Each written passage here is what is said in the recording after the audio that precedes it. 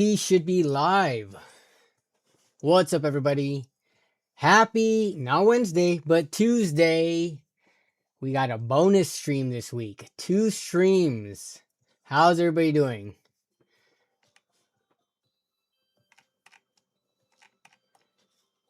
We got Ant-Man was first hours ago in the chat. What up, Ant-Man? How you doing?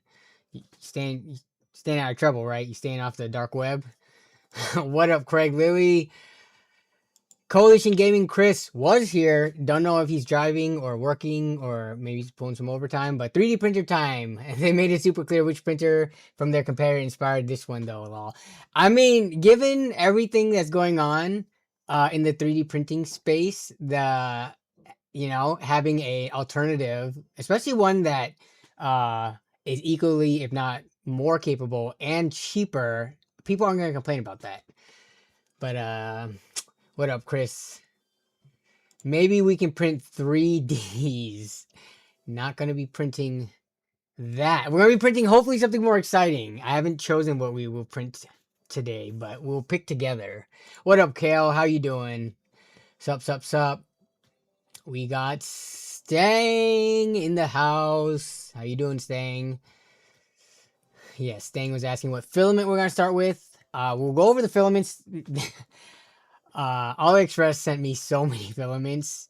I think there's like 20 kilograms. So it's like 20 rolls around there of a filament of different colors. So we'll go through them and choose the colors later on in the stream. But we're just right now just chilling, waiting for people to start or to get to the stream. But yeah, sag brackets is definitely something I plan on printing. It just have a bunch of. You never have enough sag brackets. I will start putting it into PCs that don't even need a sag bracket initially. Do I watch The Shy? I like the show, like The Shy, like Chicago. I do not. I've never seen that show before. Chert, you were here. I see your timestamp. I don't know. Oh, you might have been here before, but you didn't leave a message until your timestamp on your message says 5 p.m. So you left a message right when the stream started, but I get it. You were probably sitting here beforehand before you left that message. So you were early. Awesome. Glad to see you here early. Yes, no purple shirt. We're repping the red today. Hello, Grimlong. What up? What's up, Ben Zarino? You are here. Dragon Tonight. Sup. You have to print the D-Trex. Wait, what is that? I don't even know what that means. Oh, D-Trex. Is that from a Jurassic Park movie? And you meant it's D-T-Rex. Wait, or D-Rex? Is this what you're talking about? Distortus Rex? I don't see it. I think this is what you're talking about. Which movie is this from? Oh, it's from Rebirth.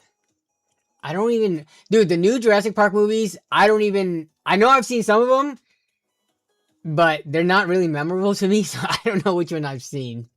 I don't recall if I've seen this one yet. What's up, Jensen? Is it finally summer? When is the official start of summer? I thought that's not until a little bit later. But are you on summer vacation now? When does summer officially start? At least in the US. Summer solstice, technically. Astronomical summer. Longest day of the year is June 21st. So we're still like 3 weeks away. But I am happy that it is June. June is my birth month. So I will be celebrating my birthday later on this month. My birthday is like near the end of June. But yeah. Oh wait, meteorological summer begins June 1st. Oh, never mind. It is officially summer according to the meteorologists. Yeah, dude. Astronomers, nah. Let's go with the meteorologists.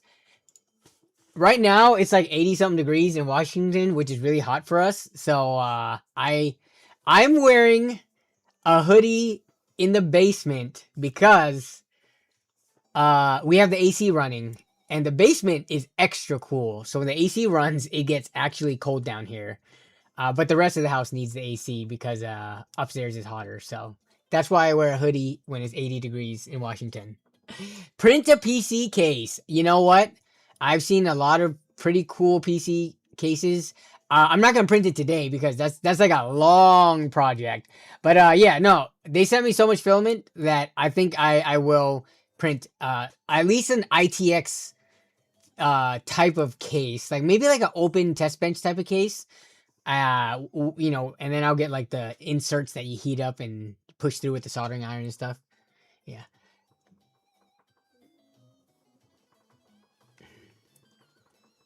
Can we discuss the first quarter earnings from Nvidia? Is literally mind blowing. No, no, no, no. So any Nvidia or Computex talk, save that for tomorrow. We will be talking Computex 2026 tomorrow stream. And yeah, cause I don't want to split the conversation between two different streams and like repeat myself and have, you know, and talk to like different groups of people with some overlap. Today's stream is mostly the 3D printer. Maybe at the end, if we have time, we can talk other stuff. But yeah, we're focusing on the 3D printing stuff today, and then Computex tomorrow. So all your questions and topics, actually, let's talk about them tomorrow. I'm actually excited to talk about a couple of the cases I've seen so far, as well as anything else that might still be coming up before the end of Computex.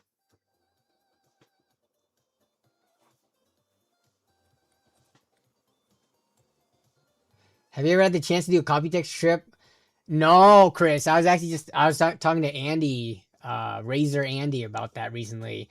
My goal is to make it to Computex before I turn 40, which only gives me like a few years left. But it's really hard just because if I go, I would want to make it a family trip, especially now that we have the girls. I can't just ditch Melissa and the girls for like, you know, a week-long trip to Taiwan. But with Melissa's work, the beginning of the month, every month is really tough. Like she basically cannot take vacation. She's an accountant, so they have month-end close. And at least at her work, that's just basically you don't schedule vacations during like the first week. And Computex always happens the first week of June, which really sucks. So I don't know how I'm gonna make it to a future Computex. Because also when I'm gone, like leaving her with the two girls, that's crazy. I would have to have support. So we'll see.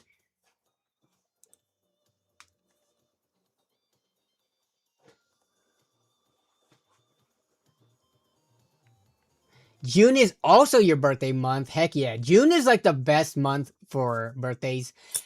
This actually summer birthdays. Sorry people who don't have summer birthdays. But summer birthdays are the best because you are never too old or too young during the school year. Like you enter the next school year at whatever age you just turned during the summer, and you are that age throughout the whole thing. But some people, you know, have that they have like early birthdays and or late birthdays, so then you end up being like older or younger than the rest of your classmates. Um, like you know how each grade level has like an associated age with it. Like fifth graders are typically like 10 years old ish. Sixth graders around 11 years old, stuff like that. Um, so with the summer birthday, you are that age throughout the whole school year. Would you rather dedicate your life to the military or NASA? I'd probably choose NASA.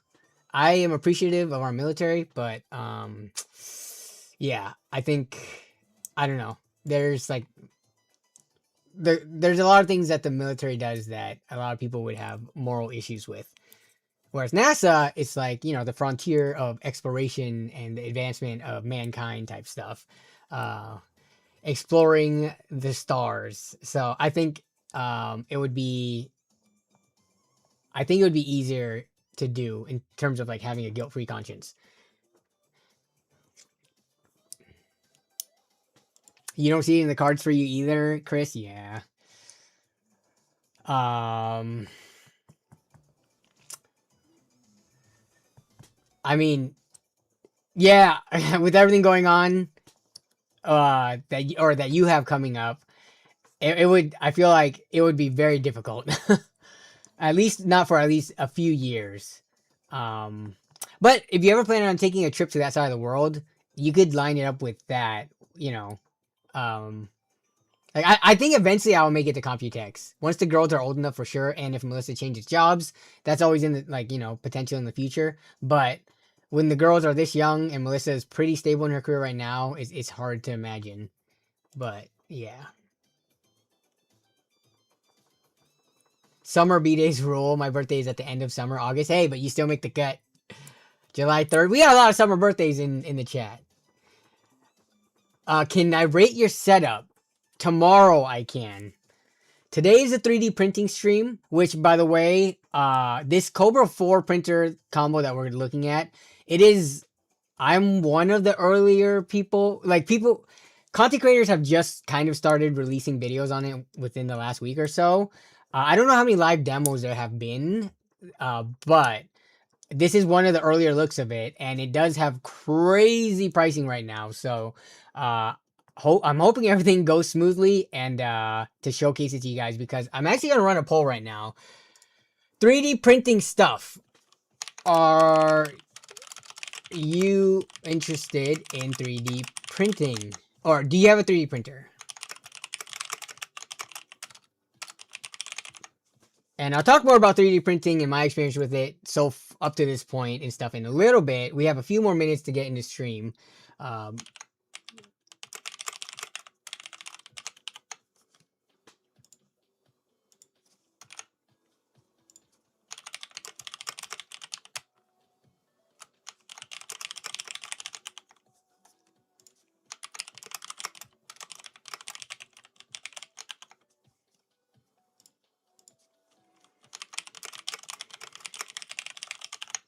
Okay, we're gonna start a poll in terms of everybody in the chat, just regarding the overall thoughts on 3D printers in general.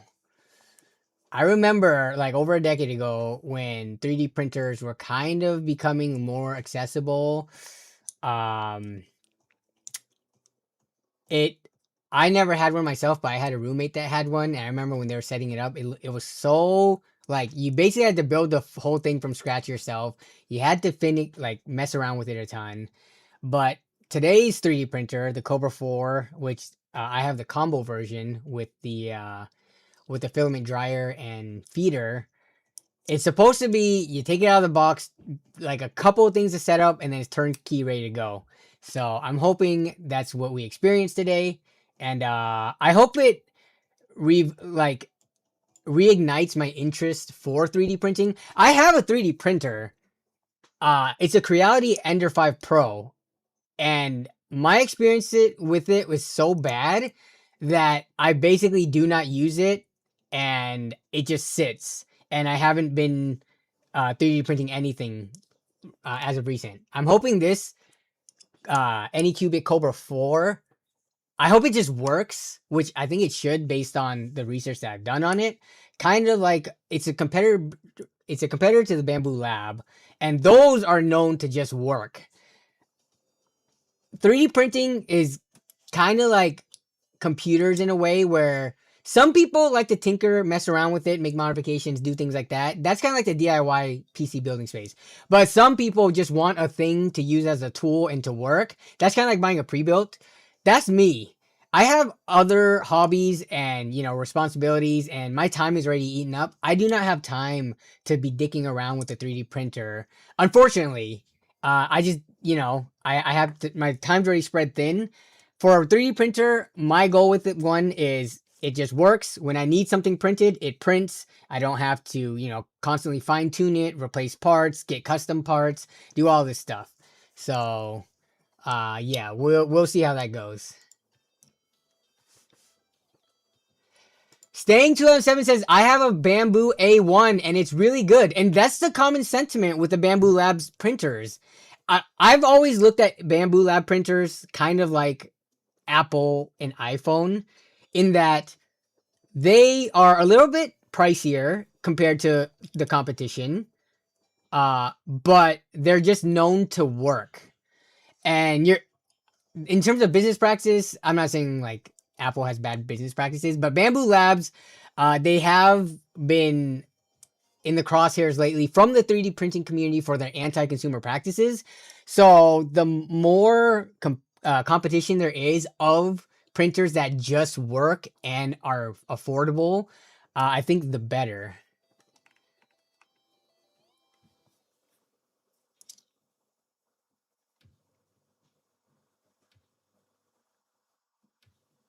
But Samsaro, I'll rate your setup tomorrow. Post it in the Discord server, or remind me tomorrow during the stream.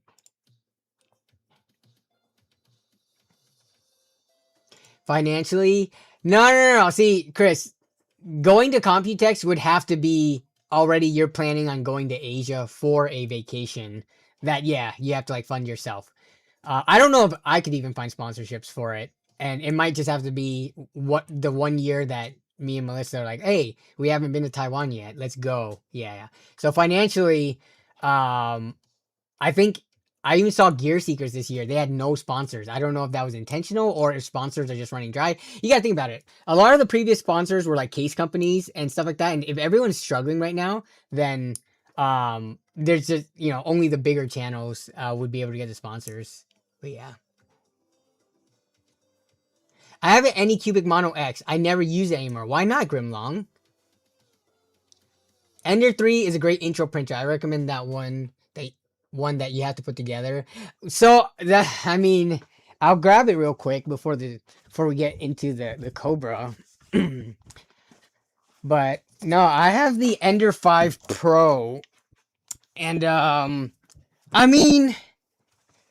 it's here. It is like it has so much trouble with specific types of printing, like circles. If the design has a circle in it on the first layer, even with me fine tuning to a bunch of different temperatures, even with me using a glue stick for adhesion and stuff like that, even with me setting the first layer height so that it squishes the filament, it just didn't want to stick. Like trying to do a circle, just any kind of small concentric circles, the filament would just lift and the print wouldn't start. Not only that, the controls on it sucks. Like I think nowadays it's way more common for 3D printer controls to have touchscreens. This has a knob and dial, and my goodness, going through the menus or having to quickly change any of the print parameters, like the temperatures, the bed temperature, nozzle temperature, anything like that, or changing the speed during printing, like you start to panic because the controls on this like is so bad. This doesn't have auto bed leveling, which to me is like the biggest pain. And it seems like, and this is an older printer, right? I bought this 2022, I think, for more than the printer that we're gonna see today. This was around $400. But my experiences with it just has not been good. And then I looked on Reddit, and I've even spoken like Chris. We spoke about this years ago. He like I've seen a lot of people who have bought Creality printers, even though it is more DIY and you have to like learn how to use it, and like fine tune it and test it, different parameters and things like that. I just had a horrible time with it, and that is the sentiment shared by a lot of people when you look on Reddit. Like if you look up Creality, and then like print doesn't work or something like that, you'll see a lot of posts like that. And again, like if 3D printing was your main hobby, which is not mine, then I think that's a good thing, right? Like you said, it's great because you learn to understand how they work, how to fix it yourself. It has customization and things like that. That's awesome if you have the time for that, right? Like I mainly do PC stuff. I run a YouTube channel. I'm now a father. I don't have time for that. I need a printer that just can print things that I need printed right now, and not think about it. What's up, Pedro Akura? Should be good. Do you have 3D modeling experience? I have some 3D modeling experience from what? Oh my god, what Stream Elements doing? Okay, is it working? It does seem to work. The bot is working. Awesome. Do I have 3D printing or do I have 3D modeling experience though? Yeah, because from work, I don't want to say what program it is because it might out me as to where. But I have some. So in the field of work that I do, there are two types of engineers. There's like stress engineers and design engineers. The stress engineers are the ones who are responsible for the calculations of making sure things are sized appropriately and designed safely. And then the design engineers are the ones that take the numbers from the stress engineers, who's me, and then they go into a 3D modeling program and actually physically model it. But just through my work, I have had experience playing around with some modeling. Like, every modeling, it's all on the basis of sketching something, extruding it, cutting it away, extruding things this way, cutting it away, setting parameters, sweeping from one shape to another. So all that I understand. But again, in terms of I probably would model some of my own stuff to print in the future, but that's not going to be like the main thing that I probably would use a 3D printer for. I would be able to modify files that I do get online from other people and things like that. But for the most part, my main goal with the 3D printer is save money, because anything that I would otherwise go to Amazon to purchase, I could just print it for way less in filament. Ben Zarino says, I have a Creality Ender 3v3 and you rarely use it. It's a great out-of-the-box printer. You get refurb one for $125. Okay. So Jensen had an Ender 3, pain in the butt, but luckily I didn't have to pay for anything, but it was very finicky and also high maintenance. That's the experience I've had with it, which is why I'm going to put this down now because I'm going to have to make space for the Kobra 4. But, all right, we got a couple more minutes until, actually, so we're already talking about my history with 3D printing, and I'm polling you guys.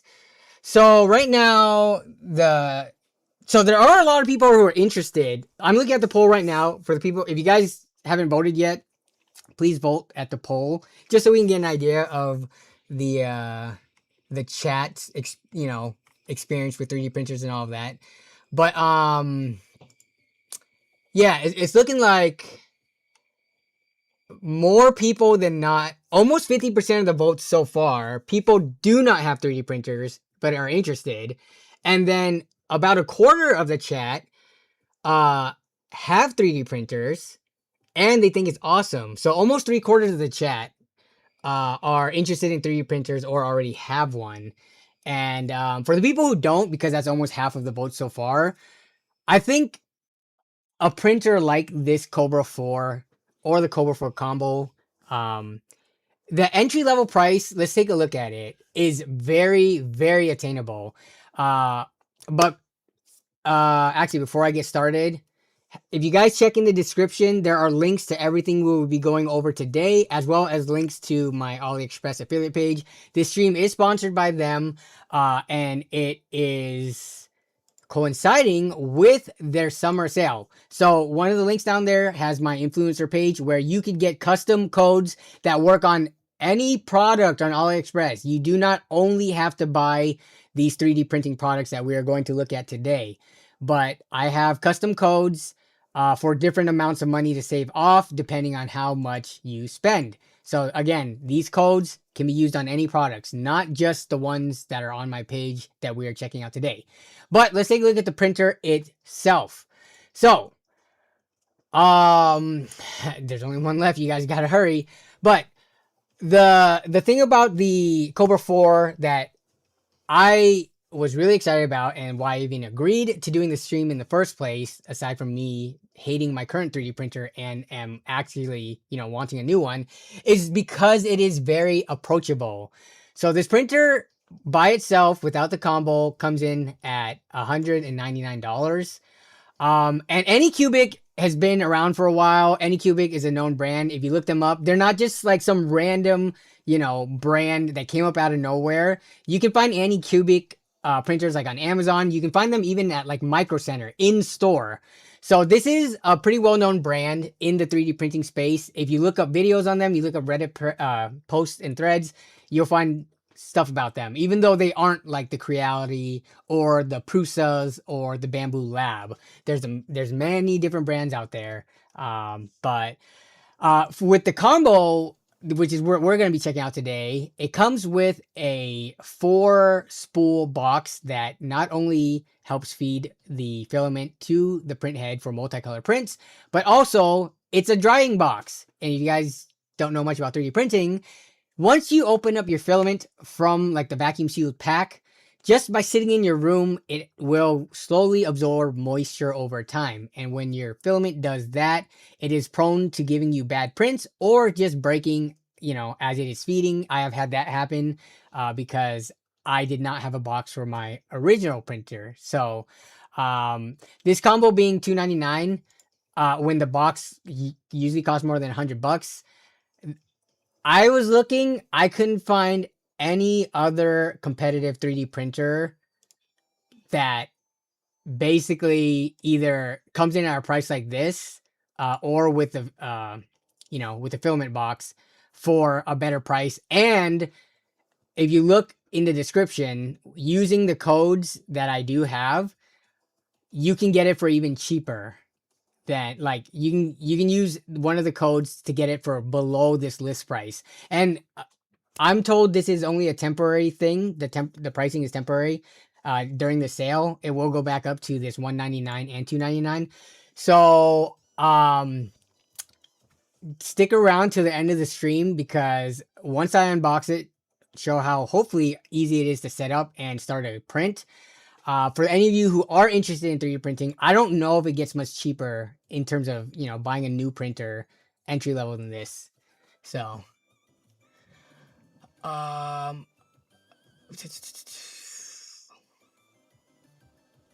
think you'll like what 3D printers have become. Bamboo really lit a fire under everyone's butt. Yeah. So this printer is pretty well known or Anycubic has other models as well. They have another one called the Kobra X, which is a more premium one. Still cheaper than the Bamboo Labs though, I believe. But this one is the main focus for them releasing this printer is to make it more affordable for the beginners out there. Because yeah, at $299 or $199 rather, or $299 with the box, that with the box is cheaper than what I spent for my Creality. So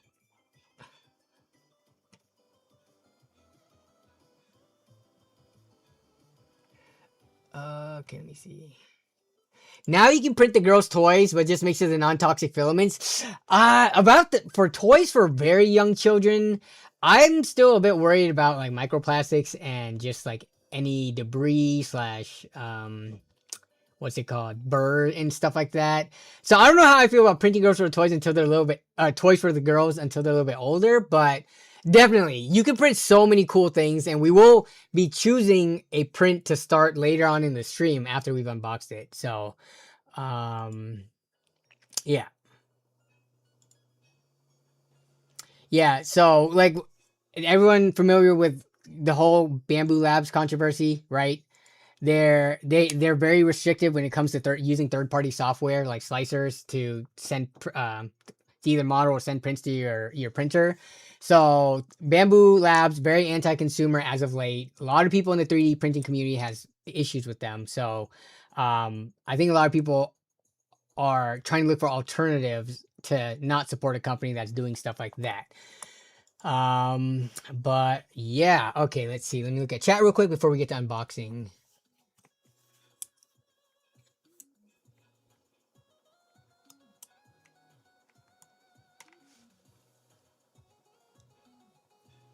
Bamboo are all pretty much plug and play, which is great for new casual users. Yeah, no, I'm not going to deny that because they built a reputation for that. But what I think is happening in the 3D printing space with companies like Anycubic and others is they are releasing printer models that are very similar, that does the same thing, except without the, anti-consumer practices of the restrictions for what programs you can use in the slicers and such.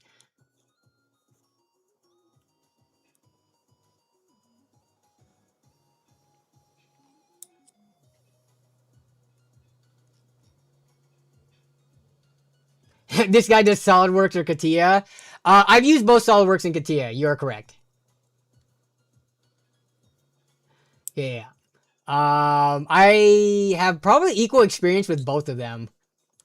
I'm by no means a like parts designer, but I can make my way around. Like I understand the concept of modeling, and I could make a maybe one of these future streams we can model something to print from scratch using, I guess it would have to be like Fusion 360 or whatever free program, because some of these programs are very, very expensive because they are meant for, you know, big multi-million or billionaire engineering firms to buy a license of.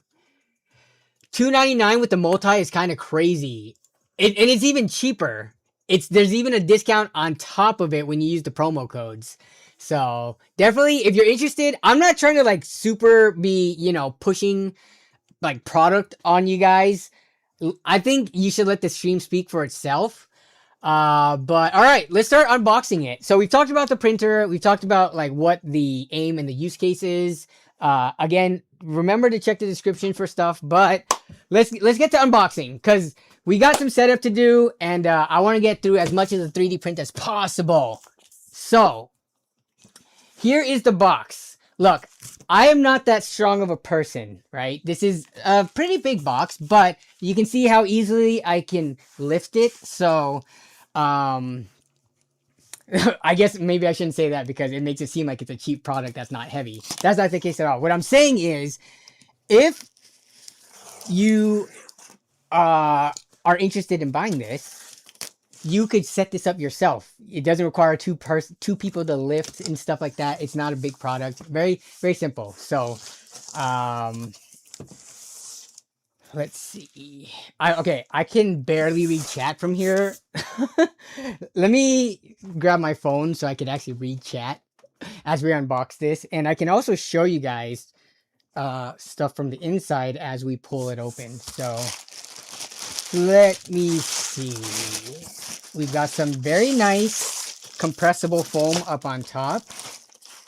This isn't the rigid stuff that breaks and flakes all over the place. So very nice compressive foam. Let's get this to the side here. I need to pull up the stream on my own phone so I could continue to read chat as I'm unboxing this.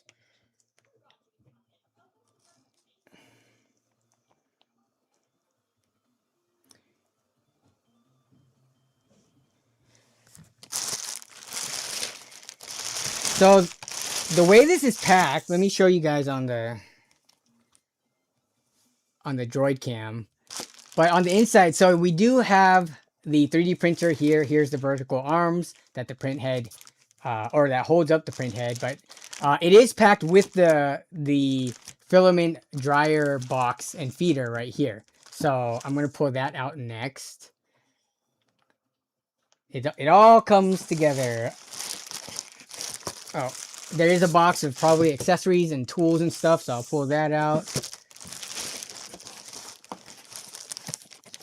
The fact that this can get shipped to your door for $300 or less is kind of crazy to me, given what it is and how big this box is.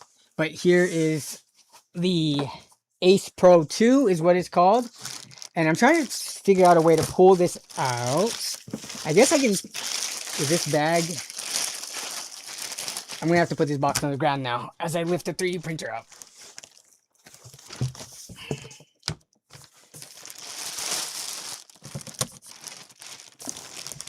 Let me get around the sides.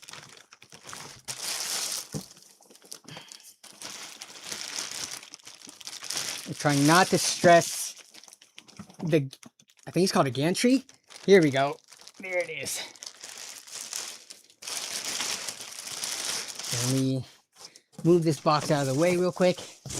But yeah, very well packaged and pretty much mostly assembled, which I like. With the Creality, I had to build it each leg, like each vertical leg at a time. And okay,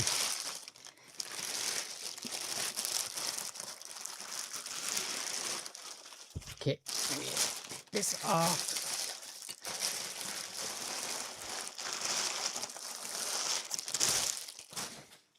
All right, so we got the printer The print volume is 260 it's 260 by 260 by 260. So millimeters, which works out to be just over 10 inches in every in dimension. So it's 10 inches in all directions. Where's my wire cutters? So right now I have to cut off these gigantic zip ties that is holding everything in place.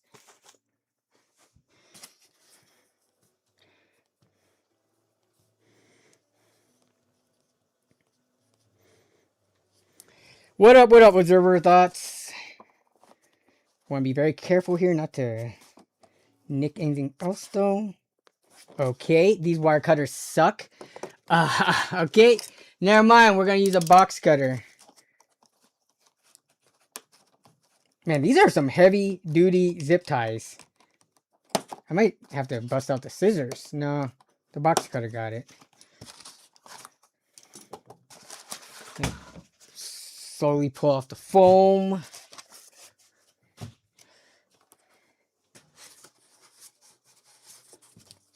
Yeah, a lot of pieces of foam to hold everything in place. Scissors are better for zip ties. Do I? Oh, I do have one. But these scissors, I think, are not sharp. Let's see how easily it cuts through. Yeah. I was not expecting these zip ties to be this big, but it's very secure. I'm trying to be very careful not to like scratch any of the surfaces with the metal from the scissors. Okay.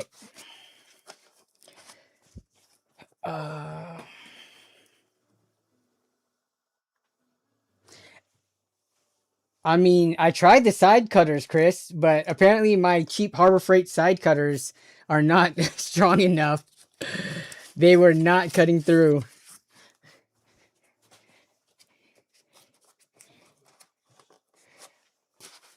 Let me see.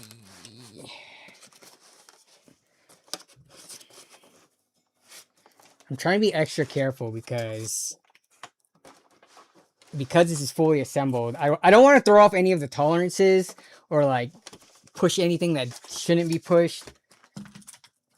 Gotta be careful with the head there. Okay.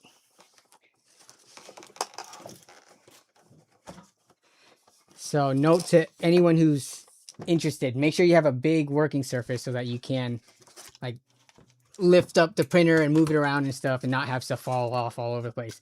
Okay.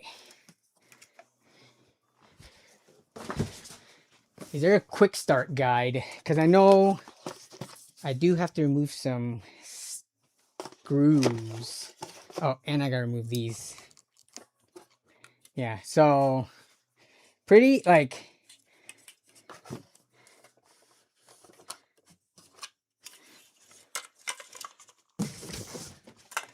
yeah, so they used a bunch of high quality foam and also like straight up plastic fittings and pieces to hold stuff in place. So it was packed very well. I'm actually impressed versus, you know, my Ender 5 Pro unboxing and setup experience. So let's see. I'm gonna have to pull up the setup guide video real quick because I did not memorize all the steps.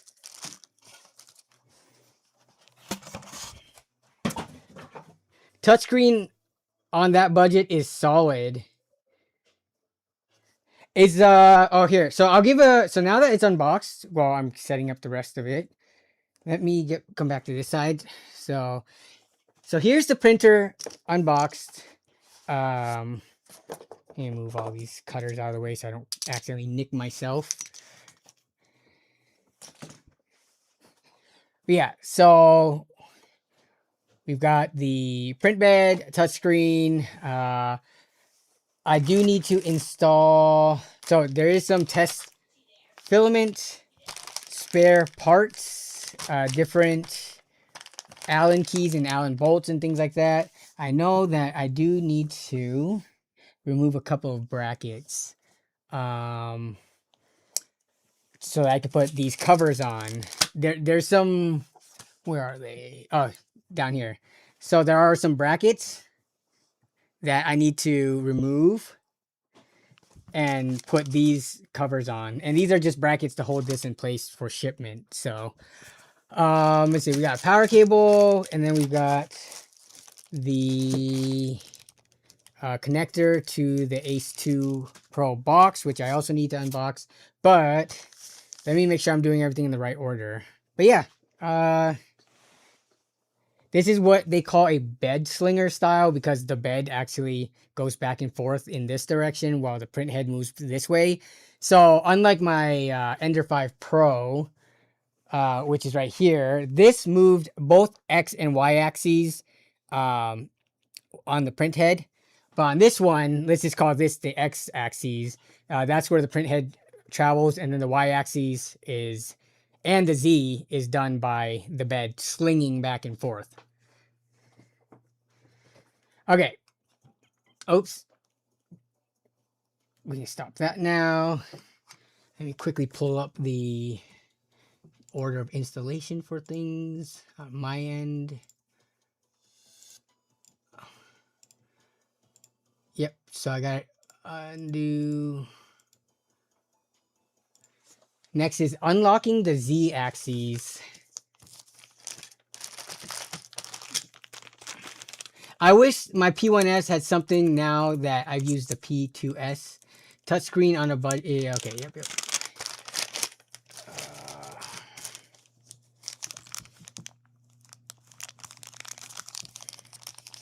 There's a lot of different Allen keys.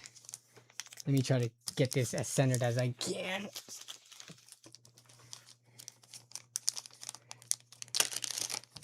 Oh, they have also included some lubricant. It's come on. Autofocus camera. It says lubricant, not edible. So if you get this, don't eat this, okay? You can use it for other things. Many applications for lubricant, you probably know. But don't eat it.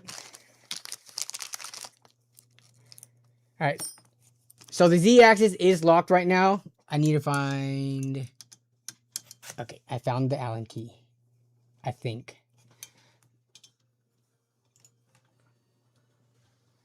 Oh, wait. Oh, yep. All these get undone.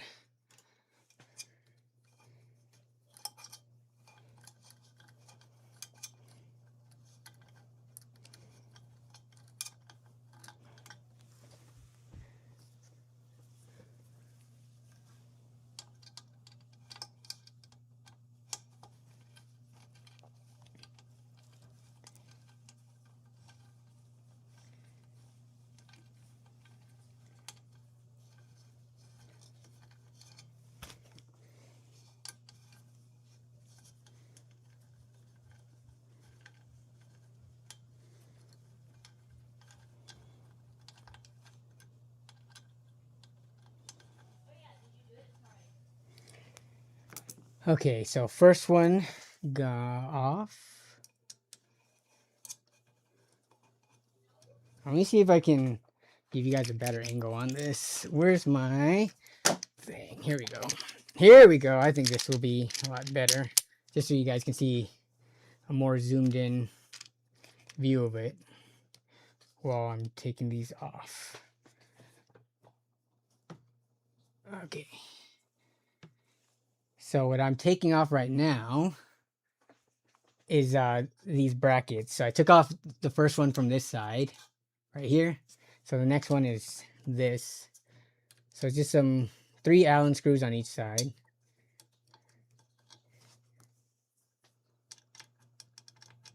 And these are to hold the Z-axes in place during shipping.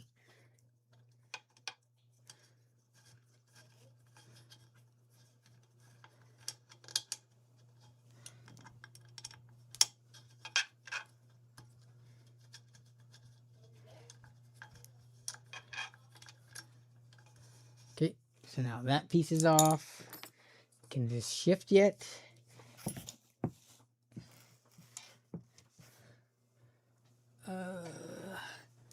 No, probably have to do it via the motor. Okay. What's the longest print you have done? Probably like an 8-hour print. Wait, what? Hold the install the print head. So let's see. Hold the top or horizontal axes. So apparently I am just supposed to be able to lift it. I just want to make sure I'm not missing anything. Yeah. Okay. Maybe I just need to do it with some more force. So. Oh, yep. Okay. Yeah. If it does go up, you just got to put a little bit more force. I just wanted to make sure I wasn't breaking it. So now I'm going to install the print head.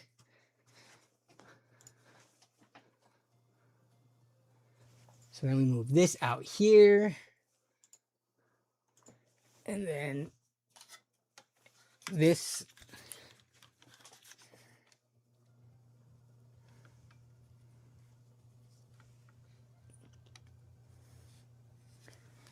Say, make sure I'm doing this right.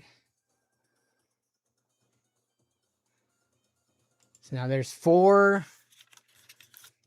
screws that go into here to hold the print head in place. I need to find those. I think, yep. So just 4 of these.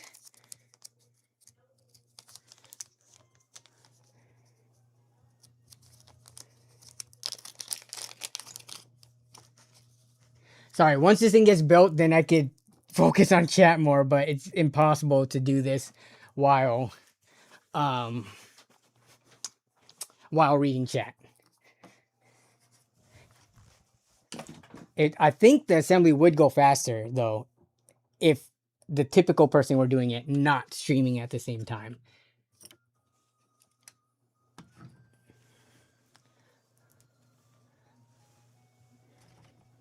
Okay, let me see.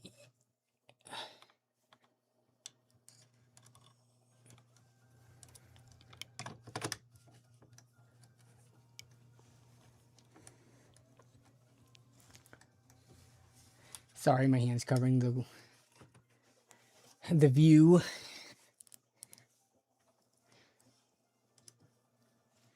Why, hello there.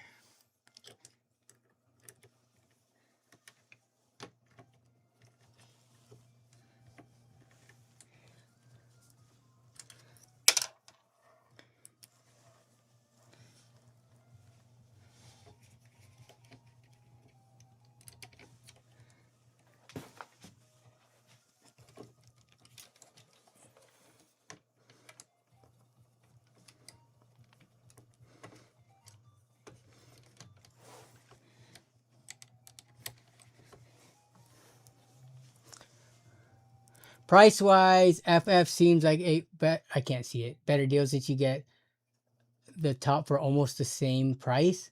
What are we talking about? FF? Sorry, I didn't see all the chat. I'm just reading whatever is showing on my small screen.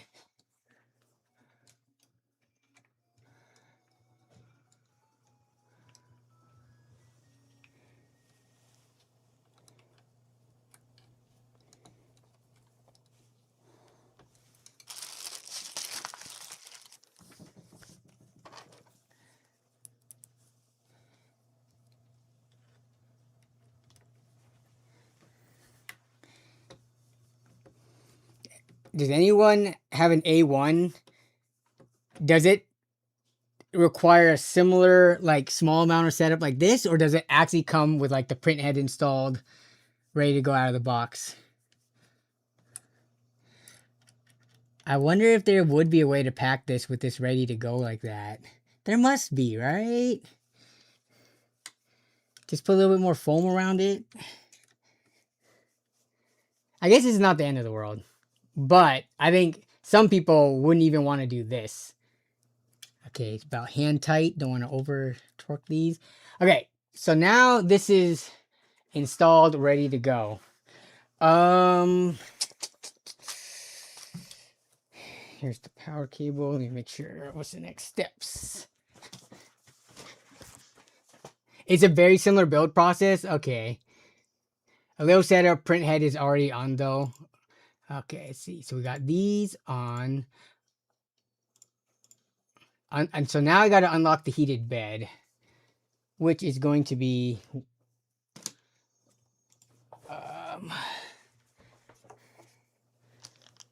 here, so I can show. It's not gonna be easy to show you here, but I got to come down here and unlock this on this side as well as on the rear side. So there's a little bit more Allen screws there. So let me set that up.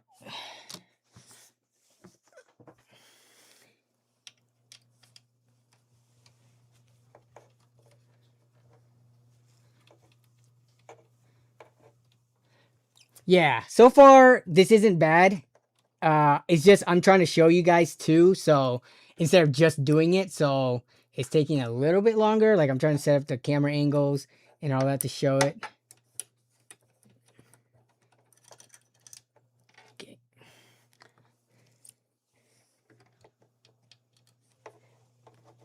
The steps to printing, I watched the installation or the setup video. It's not too much. For me, I'm very curious to see that first layer in the calibration process, because that's where I feel like the Creality does not do as well. I think the auto bed leveling for me is such a huge feature too. That's important. Like, who really wants to go and adjust 4 different springs to make sure the bed is level every time they do a print? But it seems like most modern machines have that feature. So I think, yeah, it's the space has evolved, or the products have evolved.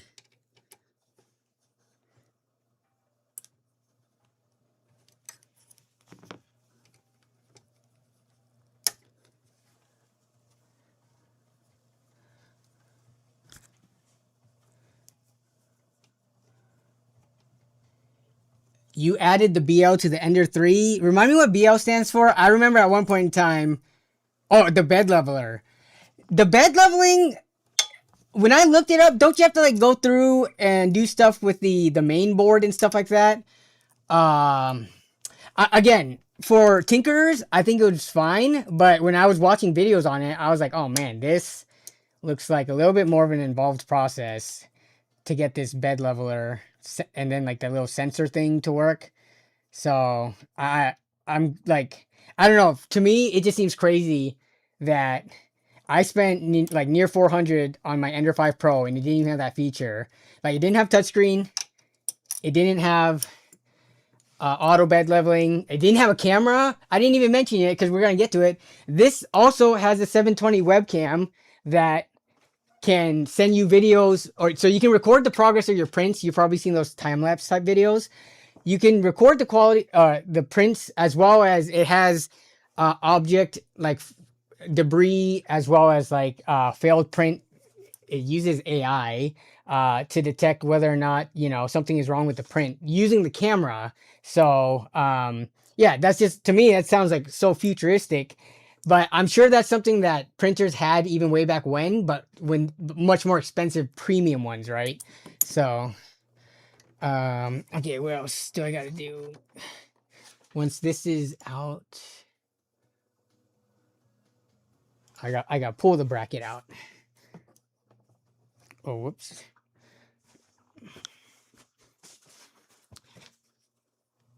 Oh, I did not finish. There's 2 more screws.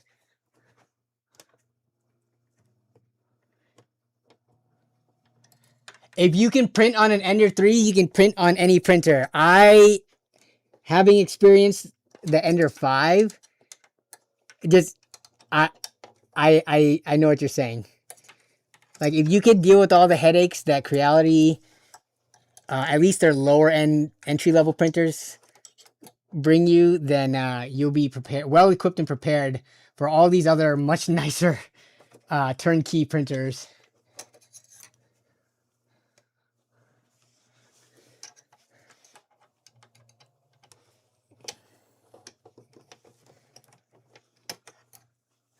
There wasn't a separate. Okay, yeah.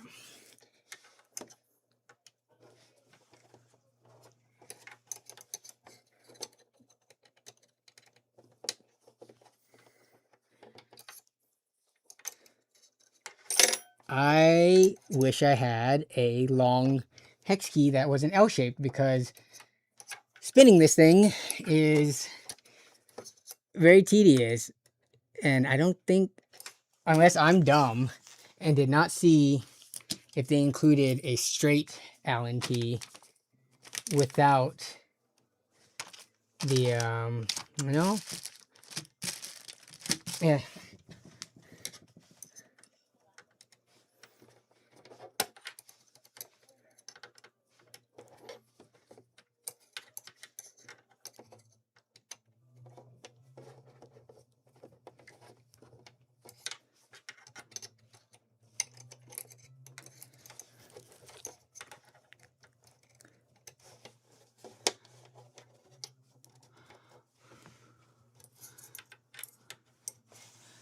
What printer would you recommend for entry level, as well as if you want a bit more?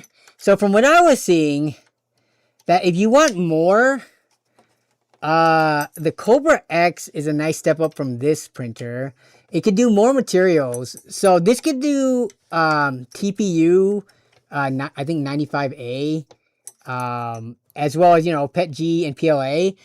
The other one, the Kobra X can do that and a more wide range of TPU of, I guess, different durometers, as well as the filaments with carbon fiber in it.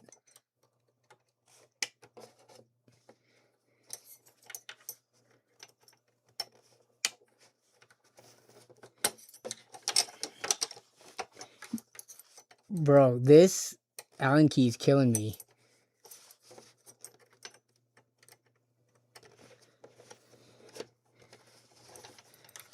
I'm going to be honest, and this isn't on AliExpress because they didn't make this printer. They're just sponsoring the stream.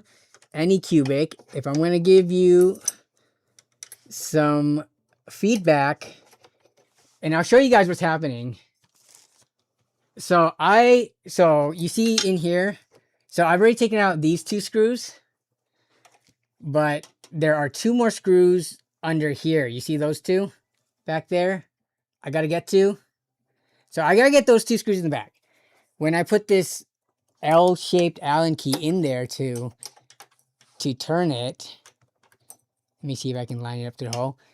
I can't just turn it without hitting this bed. So I can't freely rotate it. I gotta like remove it, do like a 180 degree, like half turn each time. So that's why it's taking me forever.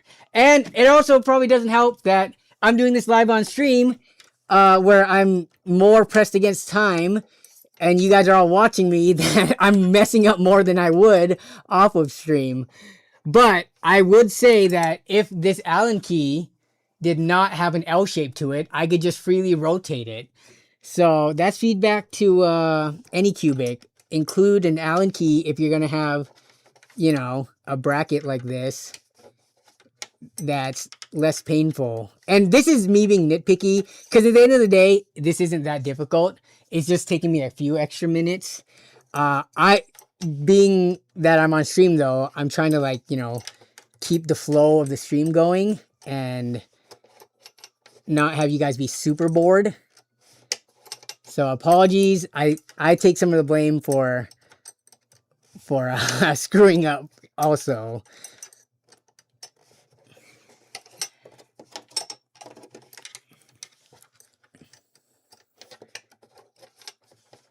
This one's almost out though.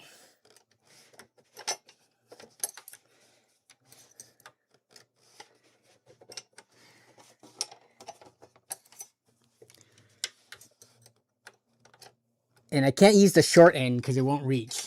In case anyone is saying to do that in chat. The short end would not reach of the L shape. It has to. Okay, here we go.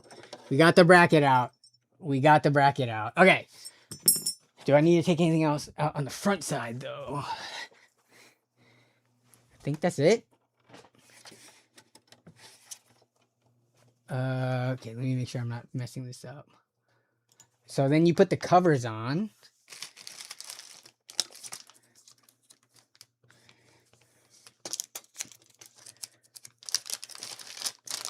So there's these covers. It goes on just like that one. Yep. Goes on just like this.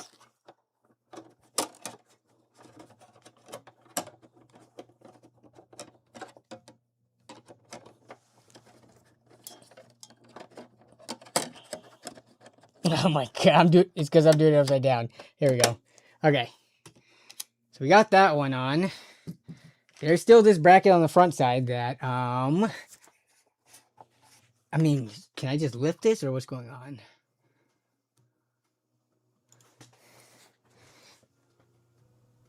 Oh, we don't lift this.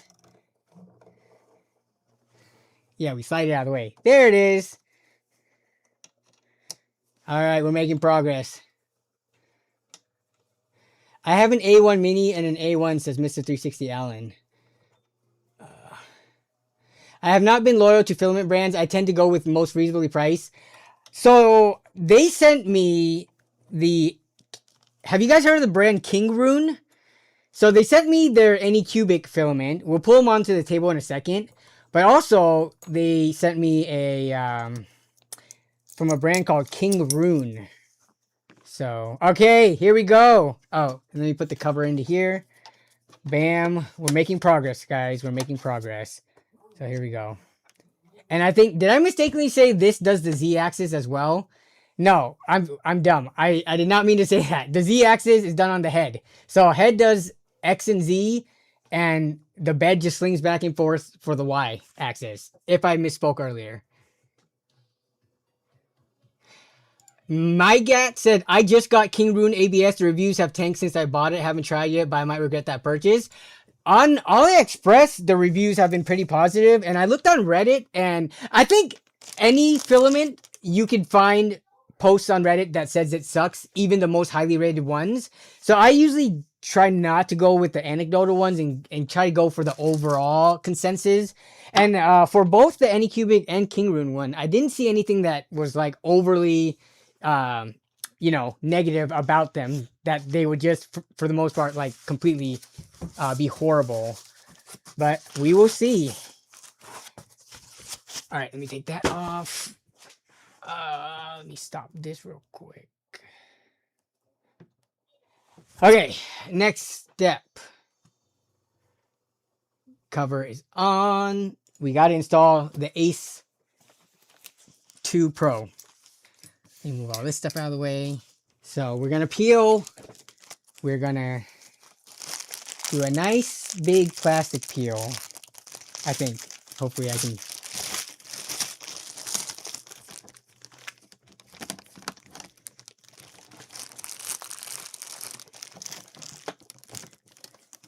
Here we go.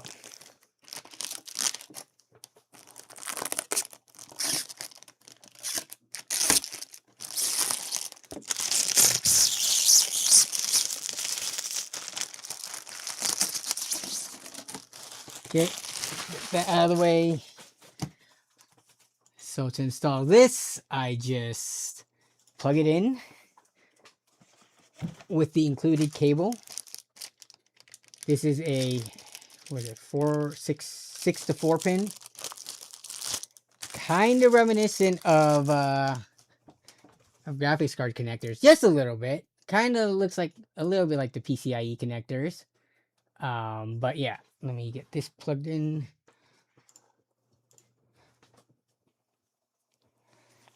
I should probably switch the positioning of everything because it has to be plugged in on this side.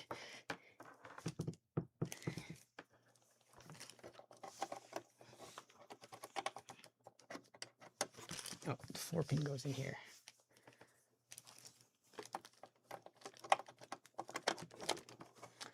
Get this plugged in there. 1 second, let me clear my working space. Ugh. Okay. Put the box over here.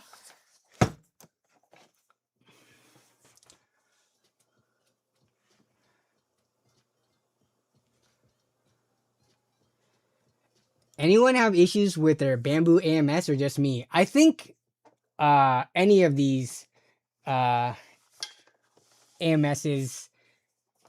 have the potential to have issues. I like when I was looking up all the different like Creality ones, bamboo ones, and stuff like that. I was seeing a decent amount of posts online of people having issues with them, though. I think the issues are usually rarer. Otherwise, they wouldn't sell as many as they do and have generally somewhat positive reviews as they do. Okay, so this is plugged in. Oh, I'm gonna need the power cord. Okay, gotta do the Bowden tubes.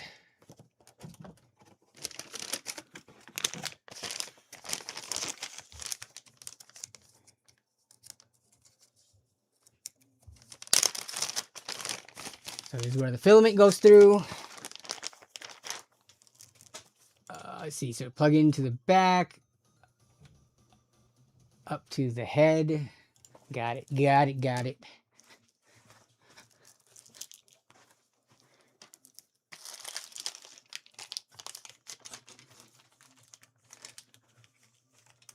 Which Kobra? I have been looking at some listings just now. There's the Kobra X S1C. Mainly just need to make simple toys for my nephews.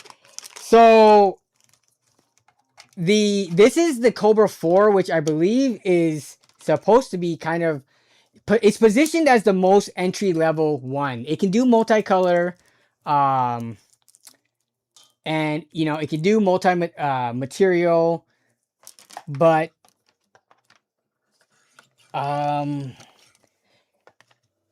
you're gonna get more features with the Kobra X, but that's also another $100 to $150 more. To some people, that's worth spending more on a 3D printer, just because, you know, to some people, 100 to 150 bucks is like, it can be nothing. But just like with PC components, you can always convince yourself to spend more money on the next best thing. That's just how that's how the world works, right? The more money you spend, the more features you typically get. But do you if someone told you, hey, I need a storage drive, and they only need like, you know, they don't need a full terabyte, you can always convince them, but it doesn't cost that much more, just get the full terabyte. But then once they do say, okay, I'll get the full terabyte, it used to be anyways, before the SSD prices got bad, you could have just convinced them, oh, why not go 2 terabytes? You can always just spend a bit more to get something with more features or slightly better to infinity. At some point, you kind of have to call it, and it depends on what you need out of the printer. For me, I think this printer is going to serve me well because I mainly want to print brackets and things like GPU sag brackets and, you know, stuff for around the house. I'm not trying to do like super intricate cosplay, like multi-material, multicolor, like crazy stuff, like up to 19 colors, which the Kobra X does support. Like, you could get multiple of these boxes and do like a huge amount of colors all at once, and like kind of automated. But for me, I think I'm going to be mostly doing single color prints, maybe 2 to 3 colors. But yeah. Okay, Teflon tubes need to go into here, and that is facing forward. Okay.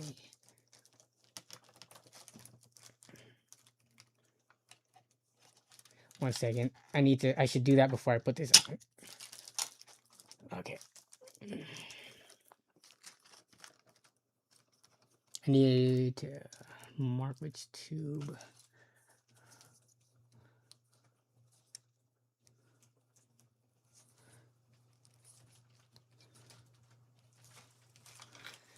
I'm just feeding the tubes right now.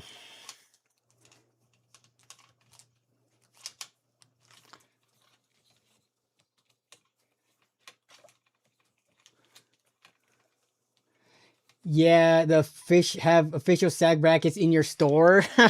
Nah, it wouldn't be worth selling and shipping my own brand of sag brackets. Though this having a functional printer that I actually enjoy using, it would open me up to prototyping if I were to ever want to design something like that for myself. I will be more inclined to do so now. second. Yeah. I have the driest hands in the world with no grip whatsoever. My hands are slipping trying to grab this tube. It is a pretty tight interference fit, which is good to hold it in place, but my goodness. My ashy hands are providing me with no grip right now. You need some moisture in your hands to be able to grip on the smooth smooth surfaces like this. And my fingers are just slipping through. There we go. There we go.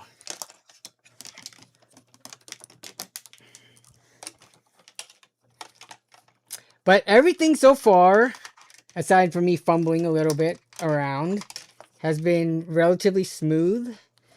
Again, we haven't gotten to the printing stage yet, but come on. Ugh.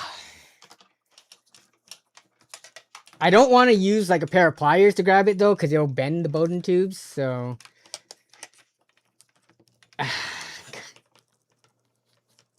Here we go. Once I get a good enough grip on it. Alright, let me... What length do I have to get these to? Set these on here now. Okay.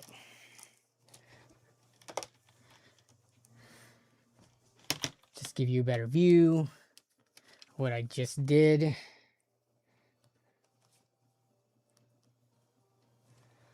Okay, so I just put the Bowden tubes in the back of the printer in the 4 different slots. They're running up here now onto this little, I guess, holder. And now they're going to go into the machine right here. But they need to be long enough so that this can travel the full distance. So I need to pull these more taut. Or I need to pull these tighter.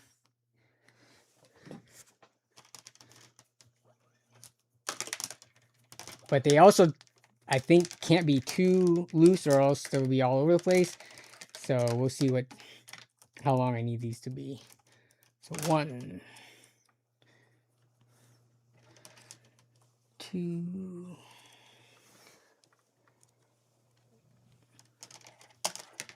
3, and 4.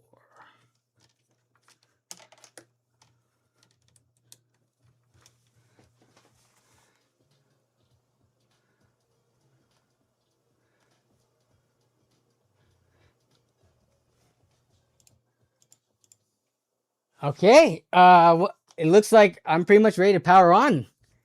Yay! This is exciting. Here, let me get these cable combs on here first.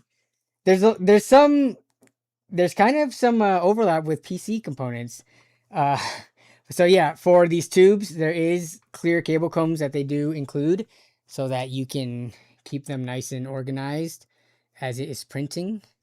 Let me try to repeat oh, whoops, I screwed up. There we go. Just like your power supply cable extensions, you can keep them together. Nice. Okay. And then I just gotta pull on these a little bit. All right. I gotta check the travel distance. Okay. So this should not be an issue. Let me check going all the way down. That's not an issue. Going up, it travels with it. So it's mainly this distance, which I am covered by. I think that's a good... maybe I can pull it back a little bit more.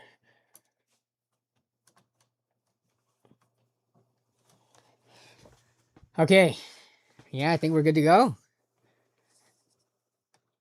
I gotta pull on both sides.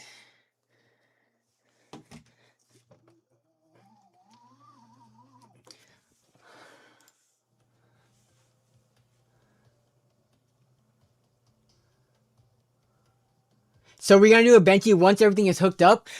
How long does benchy take? So we're doing good on time. This is probably gonna be a 3-hour stream. I would like to skip benchy if it takes too long, but if it's quick, then I don't mind doing it. I think it should be included in the files.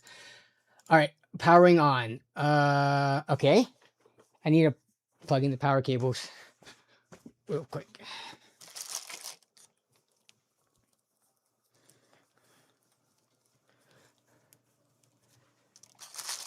The thing is, I was willing to skip Benchy because I feel like Anycubic was confident enough in their printer being turnkey that we probably can just go straight to an actual print. And if it, just ends up working out, it makes their printer look that much better, that we don't have to really do any benchmarking or, doing like a sample test print. We can go literally straight into printing whatever the heck we want. But if chat wants Benchy, we can do that.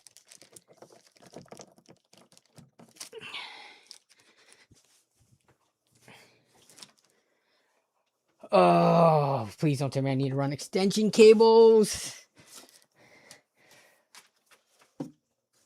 I think the AMS box, I'm good. Here, we're good there. I need an extension cable. Give me 1 second.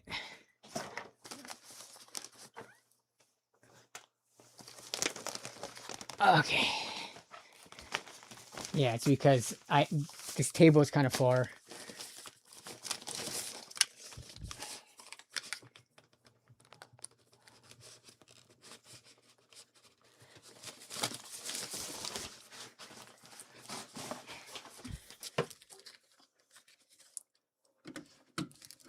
Okay.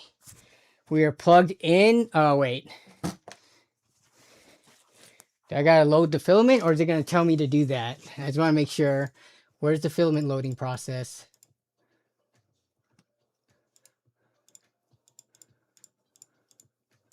Oh, we do not feed filament yet. We turn on first, and we will get to the point of feeding filament, but not yet. Okay, so we can power on.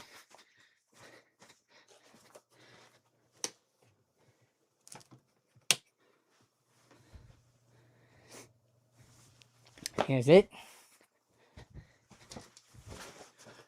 Okay, I'm going to show you guys what it looks like on my end. So it is powered on. It's going to do its thing.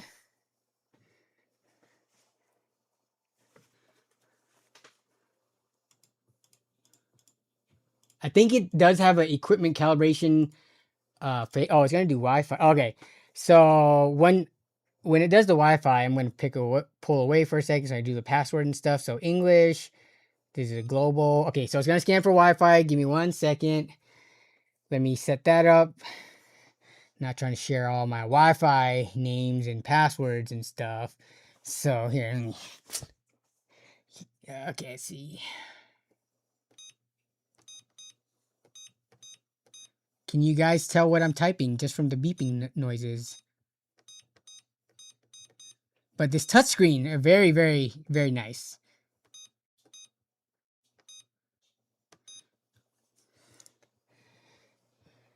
Okay, so, yep.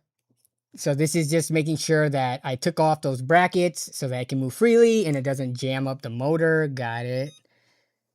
Confirm. Is about to, 35 minutes? Maybe, that's when we can pick a print, actually. So that works out. All right, so it's going to the calibration phase. So, this is where it cuts the excess, or it purges materials for the, was I supposed to take this tape off? Wait! Stop! I didn't take the tape off! I was too distracted by, okay. Give me a second. Come on. Let me take it off. There we go. No harm done. It's fine. Nothing happened. Okay. So we're good here. It said 35 minutes for calibration. The nozzle is preheating. So yeah, it's preheating. I do see stuff coming out of it.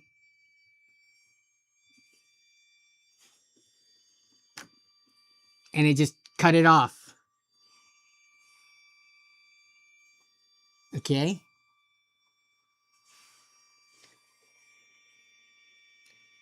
The hot bread is preheating. Up. Okay. Yep. So it's just doing the early, or the initial. heating of the nozzle and bed and stuff. So we can keep an eye on this for a second while I read chat. Doesn't seem too loud so far. So during the calibration, there is like a noise, low noise. Here, let me see from the video what exactly it is. Active, they have active noise cancellation. I'm not sure how that works. I know how noise cancellation works. You basically use like, you know, destructive waves to cancel out, and that's how your headphones do it. I don't know how to do active noise cancellation, like not in ear cups of a headphone. So I'm curious how the active noise cancellation that they claim works is.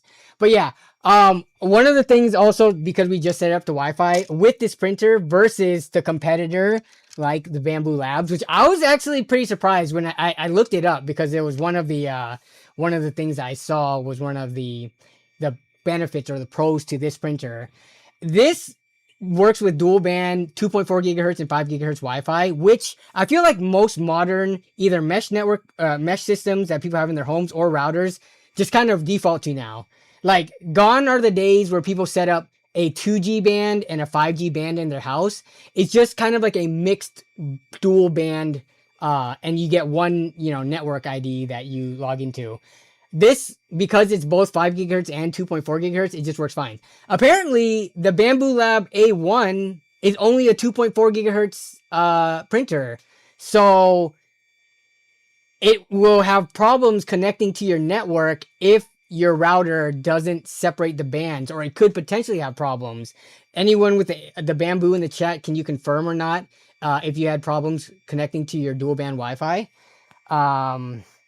Okay, still, it's preheating the hotbed, still doing all that stuff, so yeah. But I am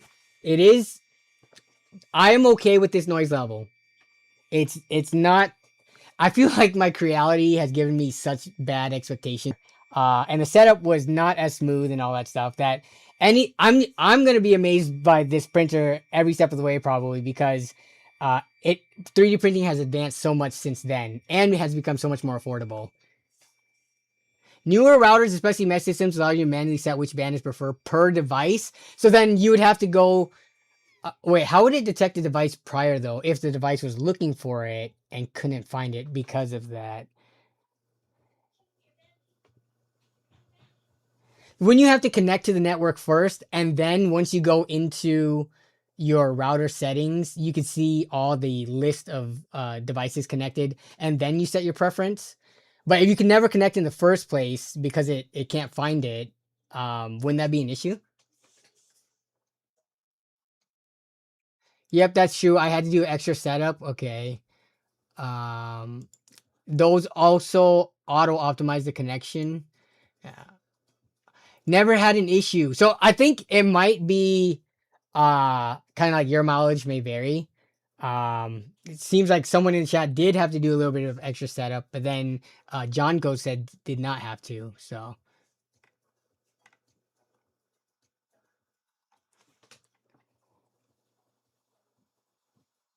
all right.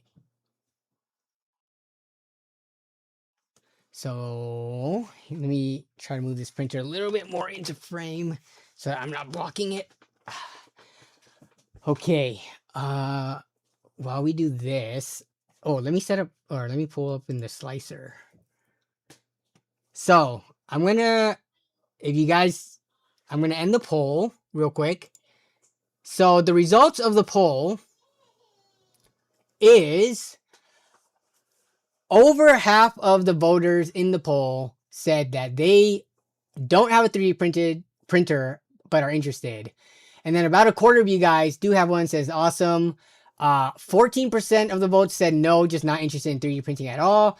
And then 2% of you says you do have one, but your 3D printer sucks. So for the people who are interested in, if you voted saying that you're interested but don't have one, I could probably guess the reason you don't have one would be the barrier to entry, the price, and things like that. But if there's any other reasons, let me know in the chat. But again, I think this coming in at a base price of $200 or 300 with this printer box, I feel like that's a very attainable price.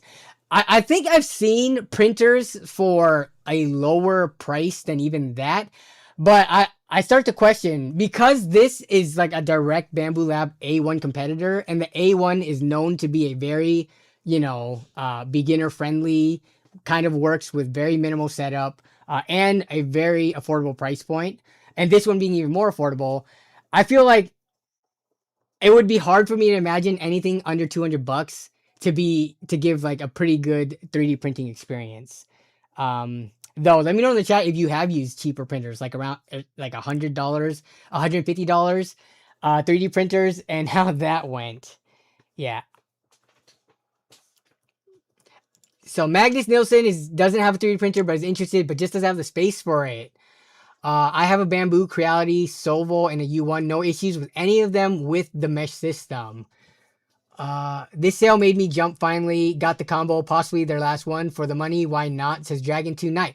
So Dragon 2 Knight, did you use one of the coupon codes and got it for even cheaper than $2.99? What was the total price before tax? I think it should have been like $2.60-ish. A1 Mini is an outstanding starter printer. Do you have any opinions on the whole Bamboo Labs like third-party slicer I guess controversy, John Knock? Because I know some people don't care about that stuff. If the product works, it fits within their price point, they'll, all the drama aside, as long as it doesn't affect them and their uses for it, it's not a big deal, which is fine. I know multiple people with Bamboo Lab printers who they could care less about the controversy that's going through right now. And they enjoy their printers. So that's not to say, everyone has to believe a certain way about, the companies and their consumer practices. That's way cheaper than what I paid for my A1, lol. Yeah. I paid $281 plus tax delivered. Okay, so you probably got it for around $260 plus tax, $260 something plus tax. Nice. I hope you enjoy it. And I think there is 14-day money back guarantee or something like that. But yeah.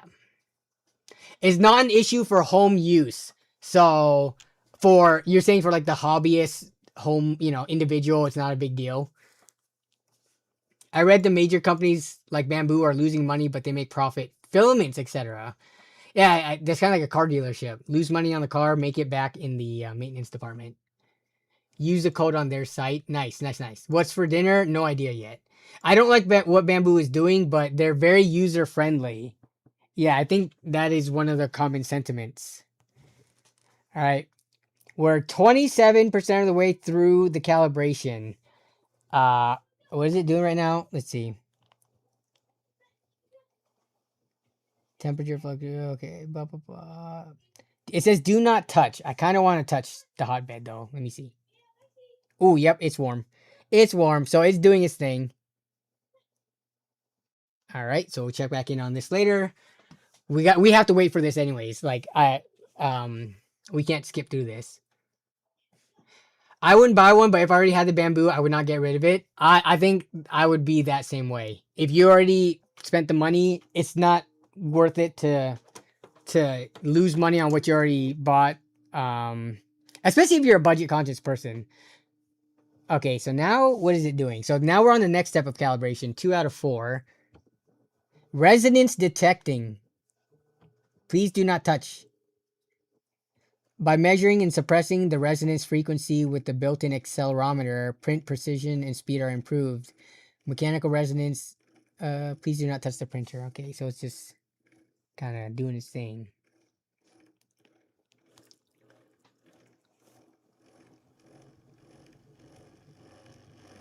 Oh, it's vibrating to detect what the max print speed it can do is. Okay, that's cool.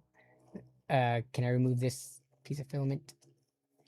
But okay, yeah, I'm not sure if can you guys hear it vibrating? Let me get the mic close here. Oh, it stopped. You can probably hear that slinging, but I'm not sure if you guys can hear the vibration though. I can definitely hear it. There you go.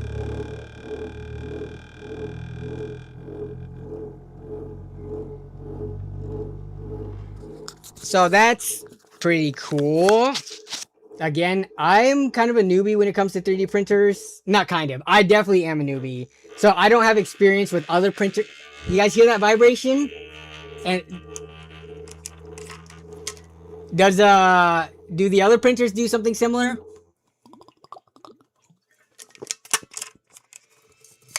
Thank you for the hydration reminder, Eddie. Always. Eddie said, "Ooh, oh, we got a more exciting part now." Okay, so now it's doing. So it's nozzle cleaning, but I think it's gonna test the multi-point bed leveling. But we will see.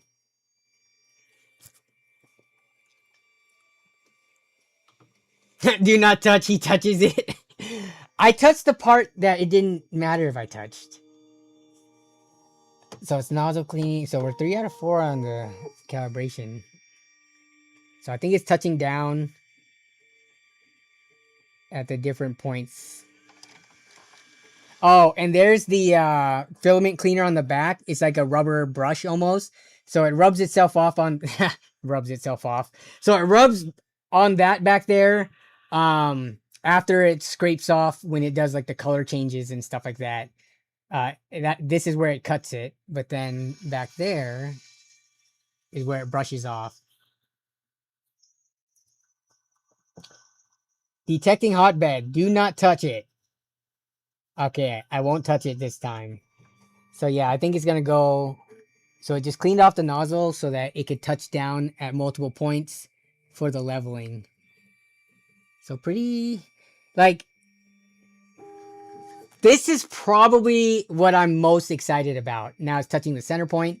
Yeah, coming from a printer that does not have auto bed leveling, for me, this is like, especially on a $200 printer, my mind is kind of blown right now. But for you 3D printing, like long-time 3D printing enthusiasts out there, this might be nothing new.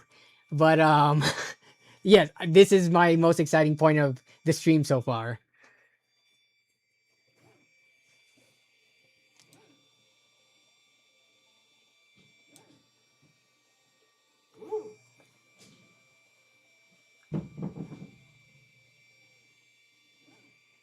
How often do you need to calibrate? Once set up, if you move it to another place, do you need to redo? I think, and I don't know if this is in the documentation anywhere. I think if it is printing fine, then I think you don't really have to recalibrate it. Maybe you could set, I bet if you go on Reddit and look up, people will probably have different intervals in which they recalibrate at. Like maybe some people do it every few months, every 6 months, every year, whatever. For me, I would probably not touch calibration until I start noticing the prints coming out a little bit messier or like having issues. You know what I'm saying? Like, I think you could probably, if you're careful enough when picking this up and setting it down, to not like be rough with it and, you know, cause vibrations and maybe have something shift out of tolerance. I think you should be okay to move it around carefully and continue to, not during printing, but, you know, just to move it and then start a new print and be fine. But yeah, I think with calibration, it's just one of those things. How often do you feel like you need to do it to keep to the whatever quality of print you're looking for? I guess for you people in the chat with experience with the 3D printer, for whichever models that you do own, how often do you guys calibrate, or when do you calibrate? All right, so it's still doing this right now. I'm going to get off of this until it moves on to the next step. Did you know some houses are 3D printed? I've seen those. Apparently they suck. Like, they're not that much cheaper, and repairability on them is really bad because they're just gigantic 3D printed concrete houses. And they have like those texture lines that look like the Michelin Man. But yeah. While we wait for this to continue to calibrate, let me see stream status. Okay. So, for anyone who did join us late, check the description for any of the coupon codes for the AliExpress summer sale. Which, reminder again, all of these codes work on any products. It doesn't have to just be 3D printers. We are just happening to feature a 3D printer in today's tonight's stream. But you can order wherever you want, computer parts, anything else on AliExpress, and use these codes to save money depending on how much you spend. But yeah, we're checking out the Cobra 4 combo for any of the people joining in late. And so far, it's going pretty well. Setup was pretty easy. It just took me a while because I'm multitasking, but we have it calibrating in the back, and we're going to get ready to print once it's done doing this. Active noise reduction. This is what I was talking about earlier. So apparently, motor noise can be reduced through active measurement and noise suppression algorithms. Motor operation has noise variations. So yeah, I don't know if they just, you know, you get like the destructive waves to cancel out the noise. I don't know how they do that, but apparently.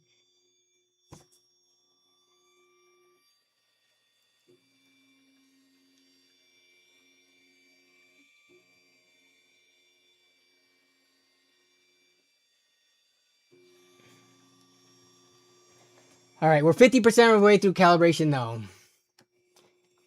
You get a prompt to recalibrate when you update firmware. Okay. One thing you need to do is clean the plate or it doesn't stick.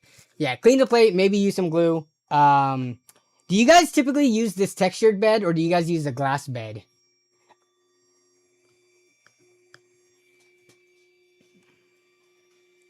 I know nothing about this. I'm loving this as Dragon 2 Night. Well, you're getting a first-hand look at what the setup process is like, so you will be ready for when yours gets to you.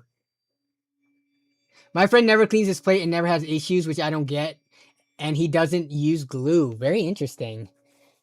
The issue I've had when I was printing on my Creality one was if I didn't use it for a while, there would be dust accumulating on it, like a light, very fine layer of dust, and that has caused sticking issues before. So cleaning it never took too much. All I did was just take like a rubbing alcohol on a microfiber cloth, wiped it down just to get all that dust off, and there shouldn't be anything left on it after that because any of the filament from previous prints, those should have scraped off or when you popped it off or whatever.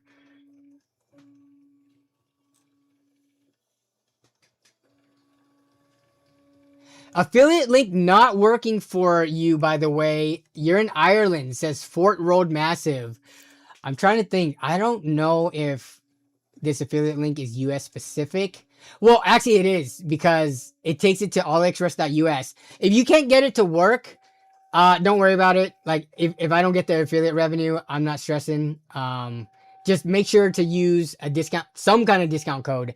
I don't think my discount code should be region specific.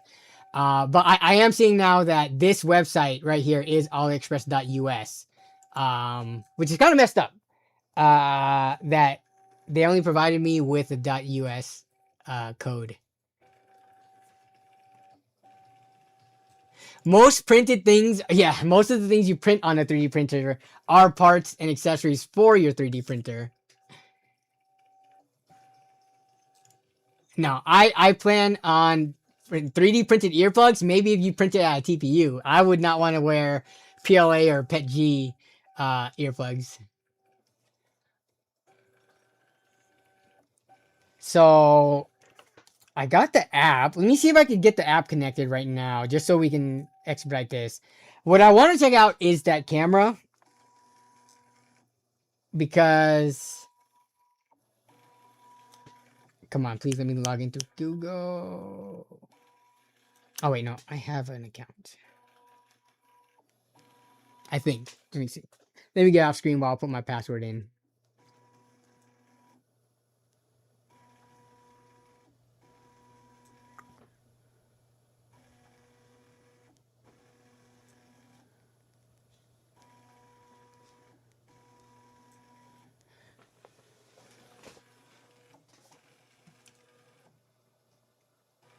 Smooth plate or texture, I wipe down with isopropyl alcohol every print, no glue, easy peasy.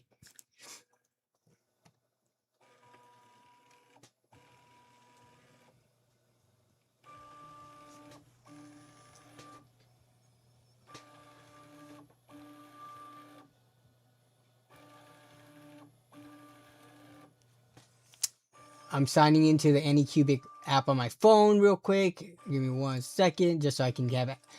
Let's look at the app to see if I can get that camera to work.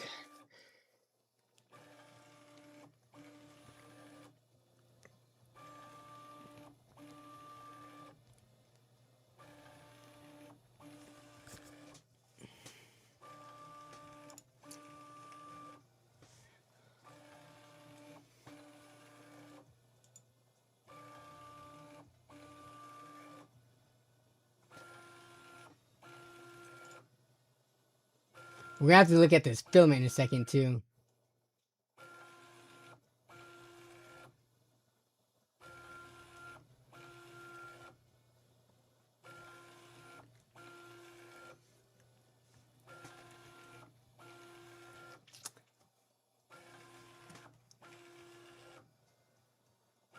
Workplace Hero. Oh, what you talking about? Like the Gridfinity? Is that what that person does? I think I'm gonna print the Gridfinity stuff for my drawers. You guys want to see what my drawers looks like? This is okay. While this is still continuing to calibrate, if y'all need to be convinced why you need a 3D printer, let's go ahead and go and do that. I don't know about you guys, but I often buy things on Amazon that on the surface doesn't seem to be too expensive, but over time it all adds up. We just talked about this earlier, GPU sag stick, right? These are pretty useful, especially for someone like me who builds a lot of computers, but you can't find them for much cheaper than like $5 on Amazon. That's like the minimal price. Or I guess this one's $4, but this, depending on the size you need, you might have to get a bigger one if you have a bigger case. But like most of them are like $5-6, right? And I use these in my builds all the time, and it adds up. Not only if you have a 3D printer, would you be able to print your own, but the amount it would cost you in filament, because the rolls of filament are anywhere from like 10, 15, $20. The amount of filament it would take to print an equivalent shape to this, which I'll go to, see, GPU sag bracket 3D print file. If you look this up, right, let me see if I can find it. Boom! You could print these for literal, like, pennies. Maybe like, I don't know, 20 cents or something worth of filament. And you can set up the printer to print like 20 at once. Or if you need one really quick, just do it like one. But like, you win in twofold. Not only do you save money because you're not, you know, spending 500, 600%, actually no, even more, every time you need a sag bracket, but also you can get it the same day. Instead of having to wait for Amazon to ship it in 2 or 3 days or whatever, maybe get lost in the mail, you can start printing anything you need. And there's so many things on Amazon, like, oh, here's a photo hanger 3M. Like, I have spent so much money on these types of hangers around my house, these little photo hangers, so I don't have to drill holes to my wall. You can now print these types of things instead of spending $6-7 every time. Where's the other ones I bought? Yeah, these ones, sawtooth hangers. I bought so many of these to hang up all the different like prints around my house and our photos and picture frames. This is $10, and what, you get 4 of them? 4 for $10. You could 3D print this for pennies. What else? Like Wise Cam bracket. I've needed these types of brackets for, like this, like an L bracket. I've needed stuff like this so I could put my, security system and my cameras and stuff around my house. You guys spend a minimum of $10 for a 2-pack? You could print an L bracket like this, again, less than a day for literal pennies. And this is the, here, I can show you the actual 3D print I have. That I'm using right now. So this is my mic arm. This is a headset that I put on my mic arm that I actually, this is one I printed from my Creality. But if I were to put my headset just on this bare square edge, this is a hard edge. It's gonna dig into the foam and cause a permanent indentation. I printed this shape. This is a 3D print file I just found online that someone made just specifically for this use case. this is to put on here so that it actually has a good surface to sit on while I hang my headphone. And all these are currently using those picture hangers that I was talking about that now I can just 3D print. I mean, for the 3D printers in the chat, people who have a 3D printer, what are some common items that you have printed and saved yourself a decent amount of money that people don't even think about, that like, oh, hey, like once you have a 3D printer, your mind is going to shift from, oh, I need to go to Amazon to buy that, to now, oh yeah, I could just 3D print that. If you need a print, there is most likely a print file for that. Exactly. Gridfinity is great. Too many files to count for Skaggs organization as well. Yeah, so Gridfinity is a really cool thing. Let me see if I can actually pull it up while we wait. So Gridfinity is the system where you can line your drawers with these grids and boxes that fit everything that you have, and you can print out custom shapes for it. So it's just an organization thing, but I've been seeing a lot of posts online. Yeah, like here. I want to see the bare grid though.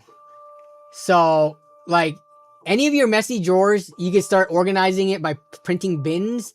Do they have any pictures of the baseline grid? Yeah, so you can go from this to this. Like it's pretty much endless opportunities once you have a 3D printer.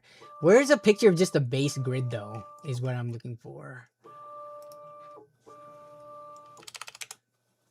Yeah, so here's how it works, right? So you measure your cabinets, your drawers, whatever, and then you figure out the size of the grid that you need to fit into it. So then you print out this grid that you lay down into it. Then online, people have already designed this for you. You don't even have to do it yourself. You just print out all these different shapes and boxes that pretty much kind of like click into these square grids and holds them in place so that you can organize all. You guys want to see what my drawers look like right now?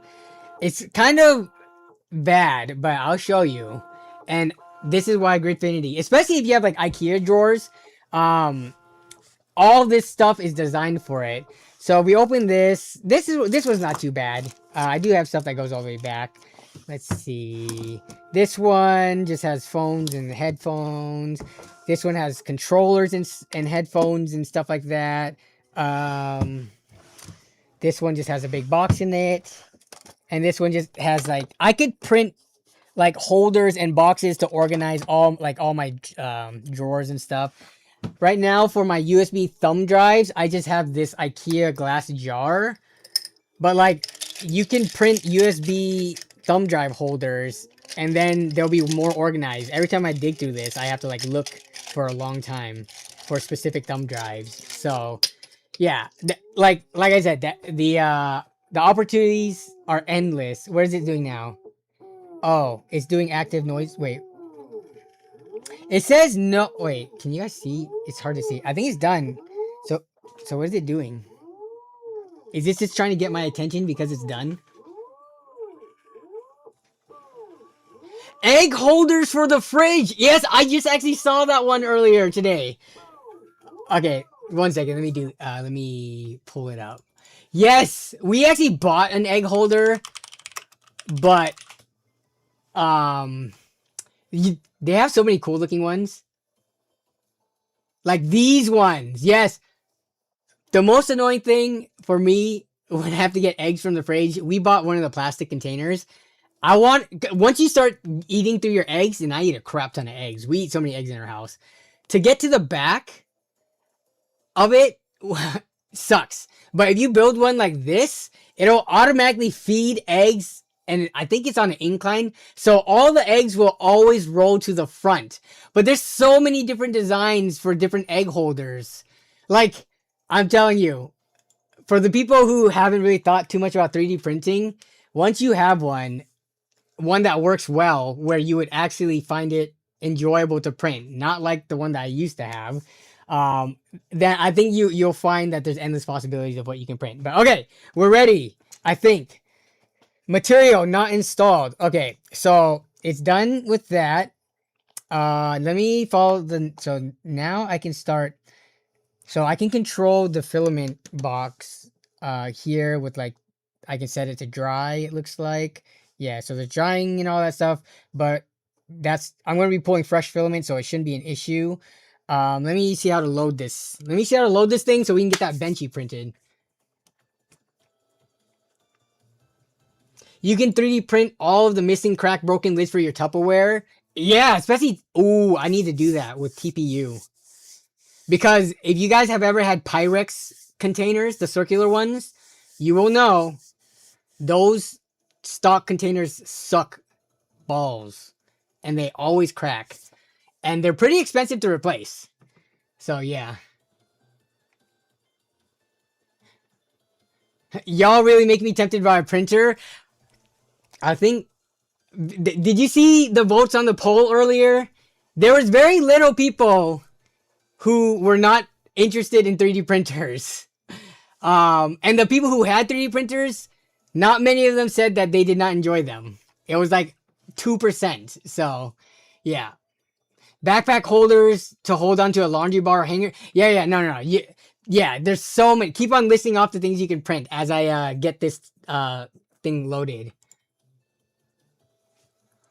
Okay. Let's see. So we got that. Filament feeding. Let's go. We're gonna open the box. Load the filament and feed it. Okay. So we open this. I'm gonna have to move this slightly because the filament box needs to at least sit fully on the LTT desk mat. But okay, on to the filament. When I told you that they sent a ton of filament over, let me get all this on the table. I wasn't joking. And I'm breathing hard and grunting because I'm weak. And this is heavy. Okay, so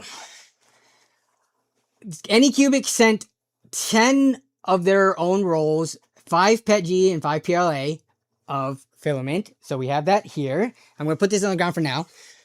But also, or AliExpress sent it. They also sent this Keychron brand, which we were talking about earlier on the stream. Let me get these unboxed.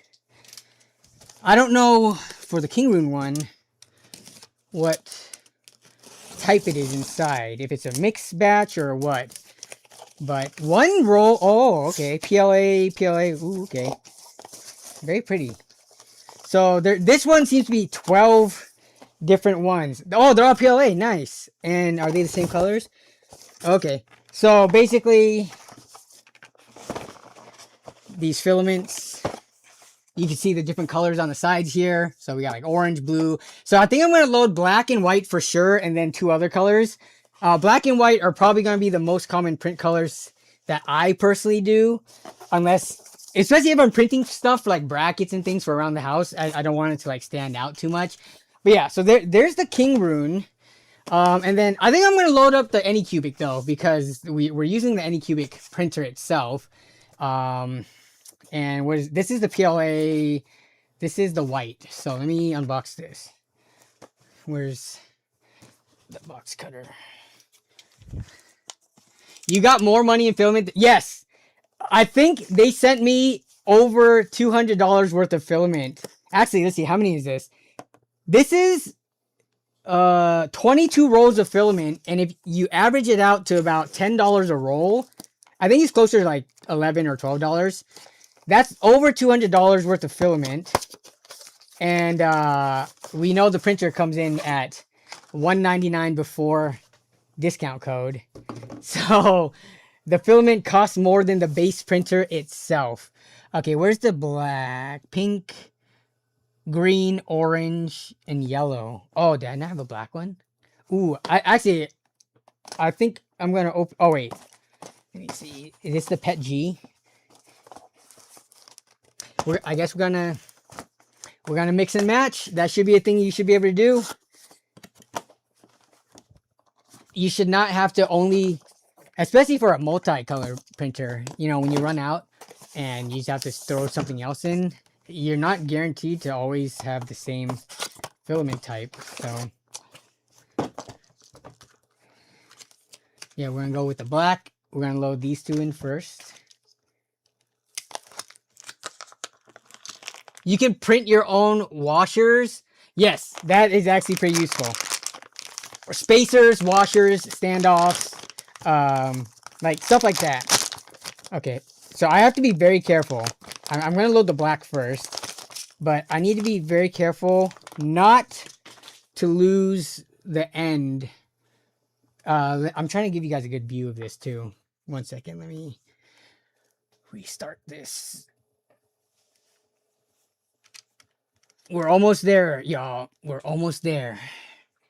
And we still got a whole hour of stream left because we're going for 3 hours tonight. Okay. So there's a view of that.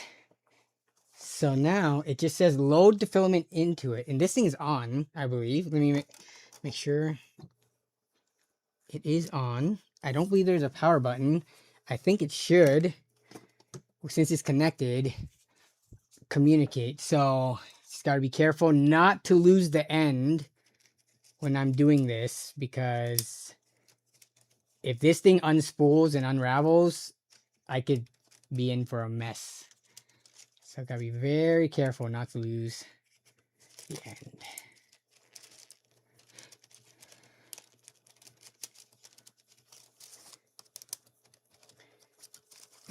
And we're gonna snip the end too.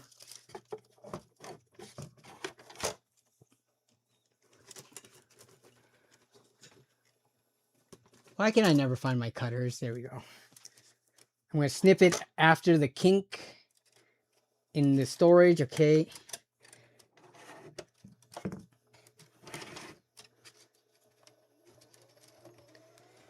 Okay, so now you guys can see that it started to auto load and feed it.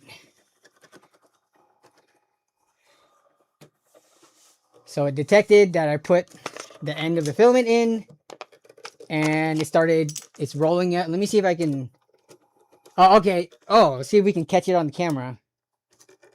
You see it being fed in right there? You see it going up? Barely, maybe.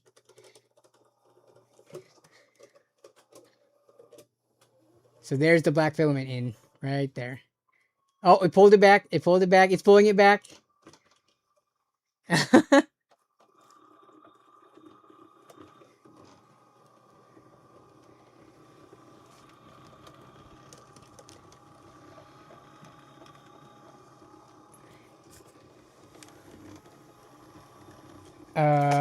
I think it's supposed to do that. Yeah. So I think, okay, yeah. Wait, what? It doesn't just keep it loaded there? I thought it would just keep it loaded in the tube, but maybe not. Like all the way up into the head at least. There's nothing on the screen that says anything is wrong, so we're gonna proceed to load the next one in. And Dragon Tonight, did you also buy the combo? Oh wait, yeah, you did buy the combo because you said it was like 280 something. So yeah, hopefully you enjoy it. Do you know what you want to print coming up? Okay, we're gonna load the next one in.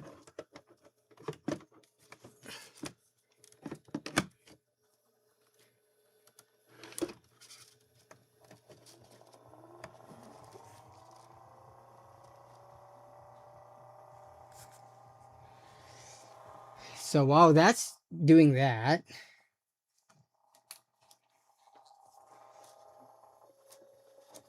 there he goes. All right, so it's loading. You can go in. So the first one I loaded,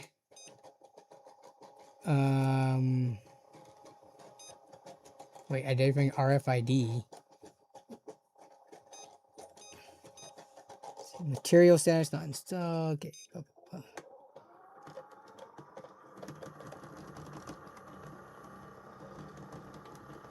It's pulling it back out. I should be able to. No, I don't want to dry it.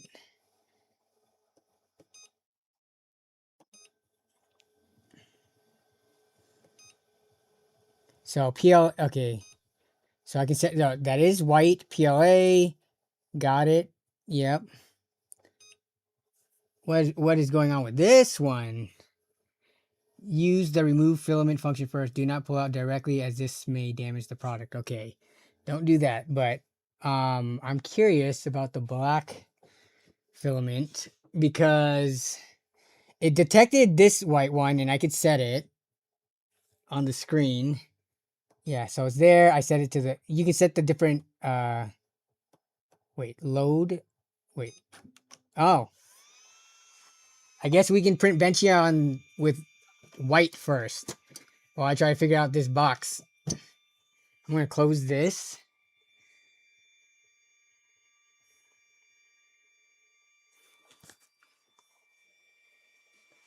"3D print designers love dragons for some reasons. It's just one of those things. You're talking about those articulating dragons that people like sell at art fairs and stuff. So it is preheating. Endless amounts of dragons. I'm seriously loving this. No joke. I'm looking for dragon related projects to print. Already found a few.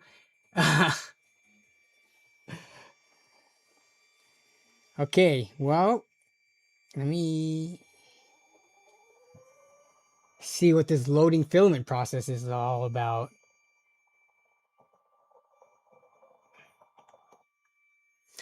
I mean, yeah, let's do a benchy, I guess, while we look for a different design. The filament box though. Maybe I'm gonna start loading more colors.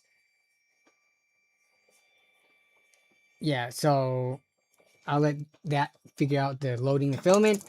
I'm gonna get some of the other colors ready. Let's see. We got pink, green. Let's do green because that is my channel color. And green, white, and black is a very good color scheme in my personal opinion. That is also my channel colors. If you look at my channel logo, it's green, black, and look at how vibrant this is.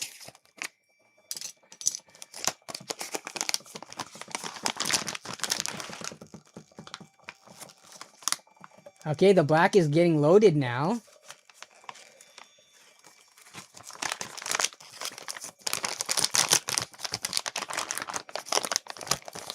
Let's get this benchy going.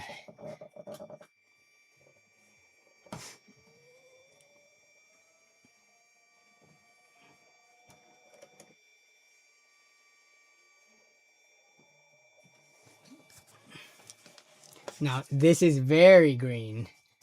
I don't know. Okay, can I open this? I should be able to open this box. Actually, no. I'm not going to mess with it. Maybe we get the benchy printed first because now that it's loading and moving and rolling, it probably needs to be on a certain screen for me to load. So I don't want to mess that up. There wasn't detailed instructions with regards to how to load multiple colors, but it's doing its thing. So I see, so it's preloaded. You guys can't see there, but so now the black, it ran it through again. So the black filament, you can see it right there. Oh, the white one just got run through as well. So there's the black, and then the white is right up here. So I think what it does is it loads it in and then retracts it back a little bit. And then once you start printing, depending on the color, it'll choose it. So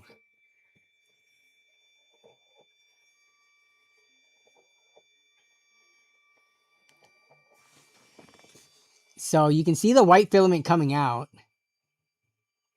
So that's going to get all purged and wasted, but this is pretty typical because the nozzle hot end is, the nozzle is hot right now. So as soon as you push filament against it, it's going to melt and extrude through.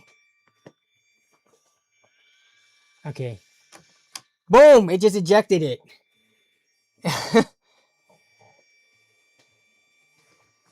It just pooped it out, and it's still very warm and soft. It is actually very hot, not just warm. Is that the poop? This is the poop.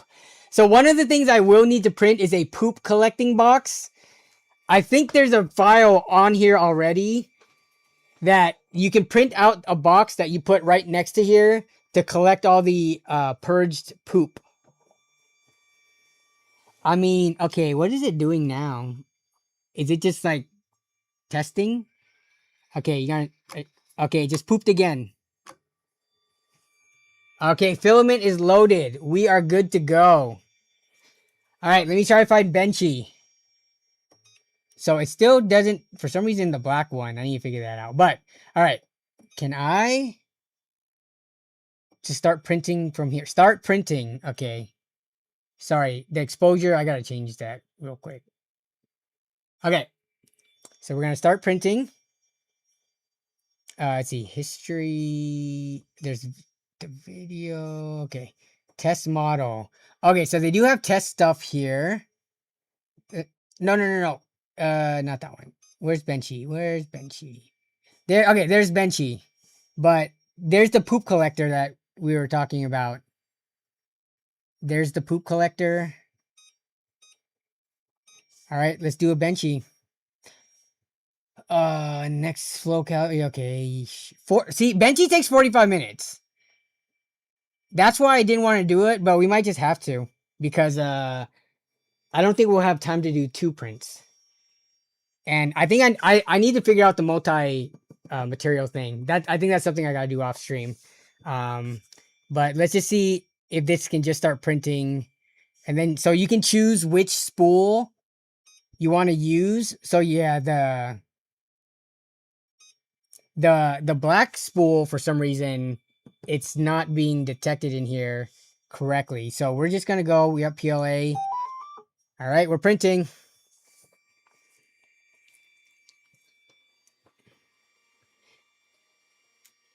It should take about 14. I guess we can increase the speed. So, no, it says it's set to 100%. Okay, so it's just purging the N and poop. Oh, let me change the...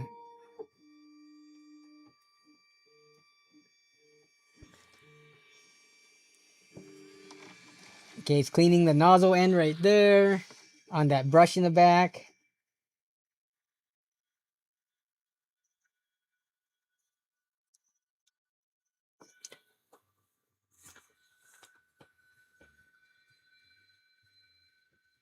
.4 nozzle, which I believe that's pretty much like the default nozzle size, right? For like almost all, at least entry level to mid range printers. On a modern printer should be 15 to 30 minutes max with the Benchy. So I guess it's not showing the like the the speed millimeters per second and stuff that it's gonna be moving at here. But once you put it into a slicer, that's when you could set those parameters for the file to be sent over. But so it needs to heat the bed up to 60 degrees. So the nozzle's at 140, ready to go, and the bed is getting up there. So let me set this onto here. 1 second. Okay, here we go. Now you guys get a close-up view, just like the camera that's built into here can do. Okay.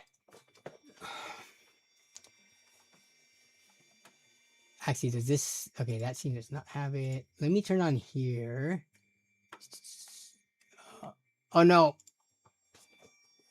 Let me level this out.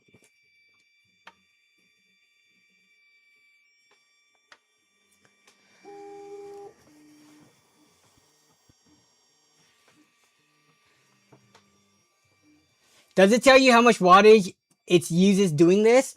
It doesn't, but I am plugged into a UPS. So let me check on my UPS while it's printing.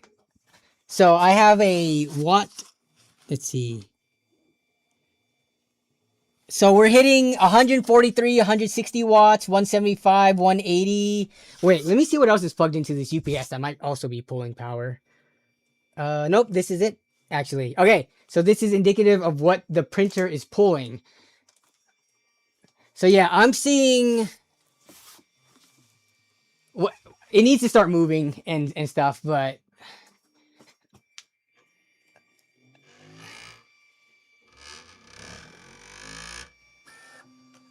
Alright, it's cleaning off the nozzle.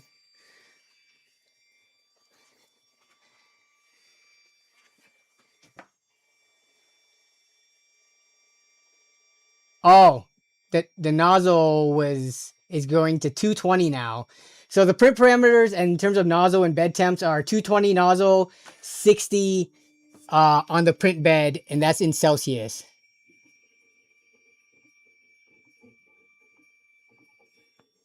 Okay, so now that it's printing and going, I'm seeing it's fluctuating, but 130 watts, no more than 130 watts.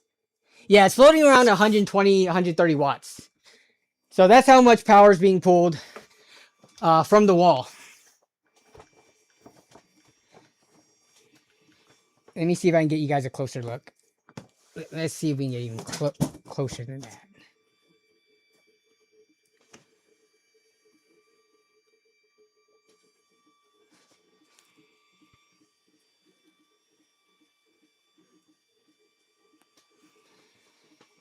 Sorry for the vibration. I don't have the best tripod set up for my camera. Oh, here we go. This should be better. There we go. Let me try to center it for you guys more. How about that?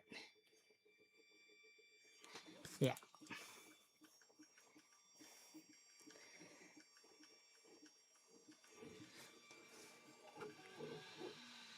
I have printed birdhouses for my yard. I have done a lot of Dragon Ball Z figures, a few things for D&D. D&D, I think would be pretty cool to print figurines for that. It says 44 minutes on the printer. So I'm using default settings. There are ways that you can increase how fast the head moves and how fast like the filament is fed and all that stuff to increase the speed of your prints. Again, this is just a default file with the default slicer settings. That all can be changed. I don't know off the top of my head like what the limits in terms of here. I have some of the data, but give me 1 second. I posted in the stream submissions. So the max speed it can go is 60 or 600 millimeters per second. With the max acceleration of 20,000 millimeters per second squared. Both of those are higher numbers than the Bamboo Lab A1. But yeah, I'm curious if this is gonna print faster because, like you guys said, some of you guys do have like A1s out there and stuff. You guys said it should only take like 15 to 20 minutes. You can, yeah, you can. Well, but isn't the Benchy like a pretty stock file, or do people modify the infill for Benchies? The time is always off by 20 minutes or an hour. Is it kind of like Google Maps where to be safe, they always tell you it takes longer, but then it always comes in under less time?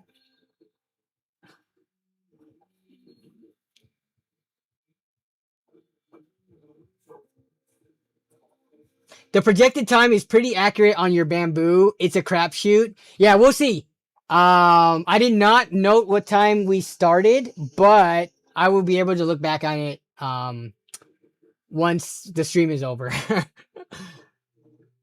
I have mine plugged into a UPS because it makes my lights flicker.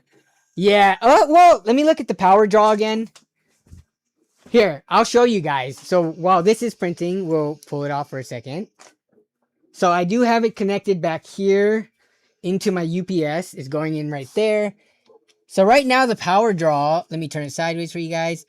Oh, now we're up to, so it's spiking. So like I said earlier, it was floating around 130 watts, but now it's looking like it's averaging closer to 160 to 170 with spikes up to like maybe close to 200.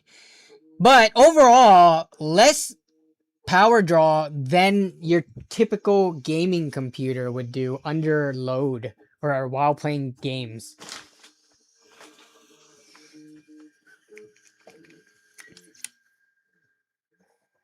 So we're starting printing. I would say that was it's been a pretty smooth experience. No? Give me 1 second. Let me go grab my here we go. Let me grab this. So we can put here. And I can now watch it on the screen right up there. It's a good test to do the stock benchy, but if you are on a time constraint, lower fill percentage shortens the time, also weakens the structure. What's up, Refuse27? Are we done when it's done? Exactly. I don't plan to sit and watch the 3D prints go. Typically, we're watching it right now, obviously, because we are demonstrating the product. And you guys are probably seeing this printer for the first time, most of you anyways. Some of you enthusiasts might have caught some content creators releasing videos on it, but I would say that was a very pleasurable, maybe that's not the right word.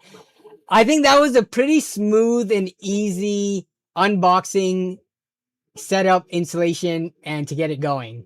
Like, aside from the black filament being weird for a second, which hopefully it's a quick troubleshooting thing, but due to time constraints, I just wanted to get something going. And actually, now let's take a look at the camera. Crap, I probably had to hook up or connect to my phone first before to set up the camera. I don't know if I can do it mid-print. I don't want to touch the touch screen and mess anything up. Wait, there we go. Yeah. You can tell it's not a Creality because you aren't printing parts for the printer. I will be printing the poop chute, at least. Way easier than the old days, 7 years ago. Yeah, I mean, I think this was pretty turnkey. Like, it just worked. Here, we can get an even closer look up to it. Here, let me zoom out. I just need to make sure I don't get in the way.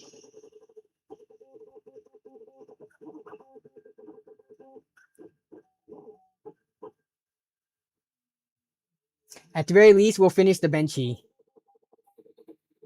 So I'll have that running in the background while we talk more about this stuff. UPS is a great investment for sensitive electronics, especially for a PC. Yeah, for PC, they're great. I have, let me see. I have 4 UPSs now. I have 3 Golden Mate ones and 1 APC. 3 of mine are lithium iron phosphate. Where is it? LifePo 4. What does LifePo 4 stand for again? I already forgot. Lithium iron phosphate. I got it right. Yeah. But I would recommend if you get a UPS, try to go for a lithium based one just because they're gonna last you way longer. They're lighter. The energy density for battery weight is like way better than lead acid batteries.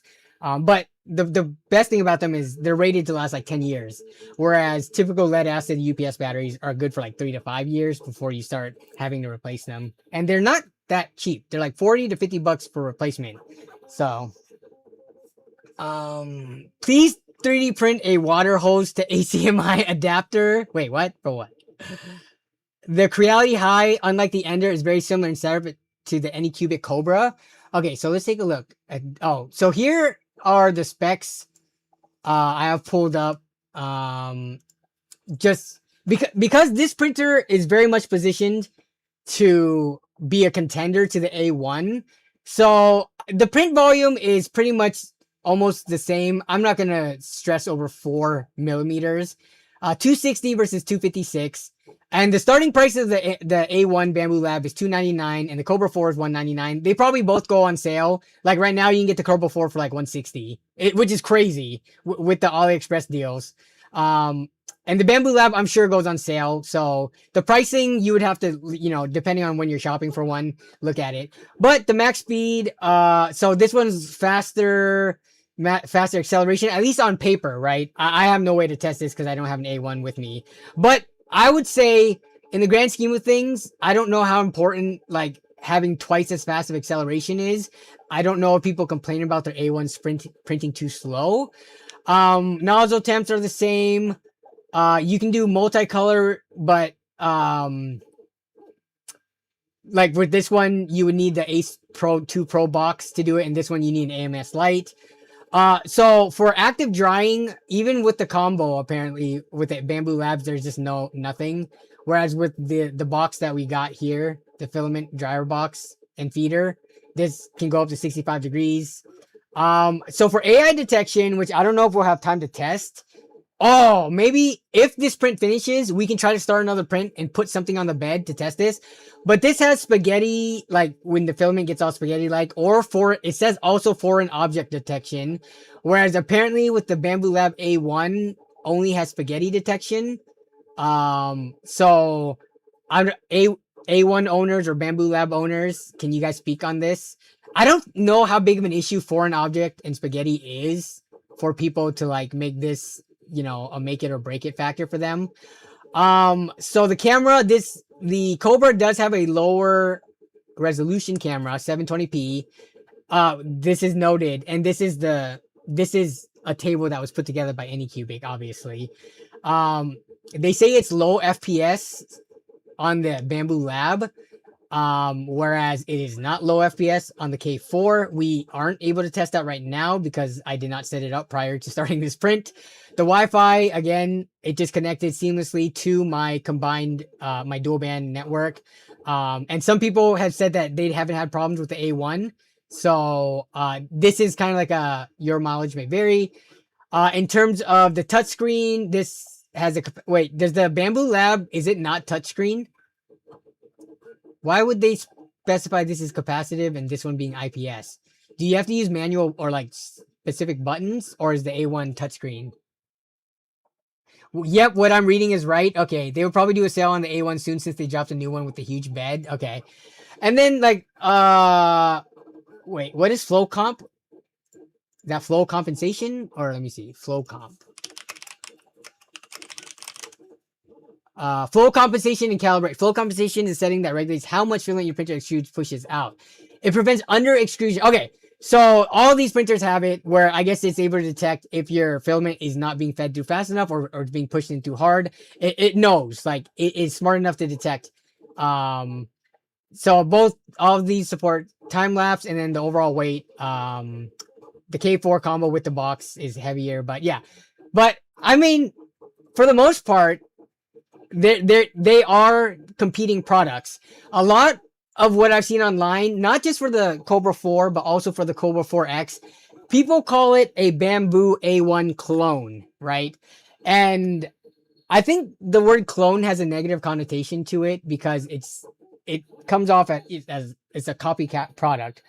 But I don't know how differently you can design a bed slinger 3D printer, right?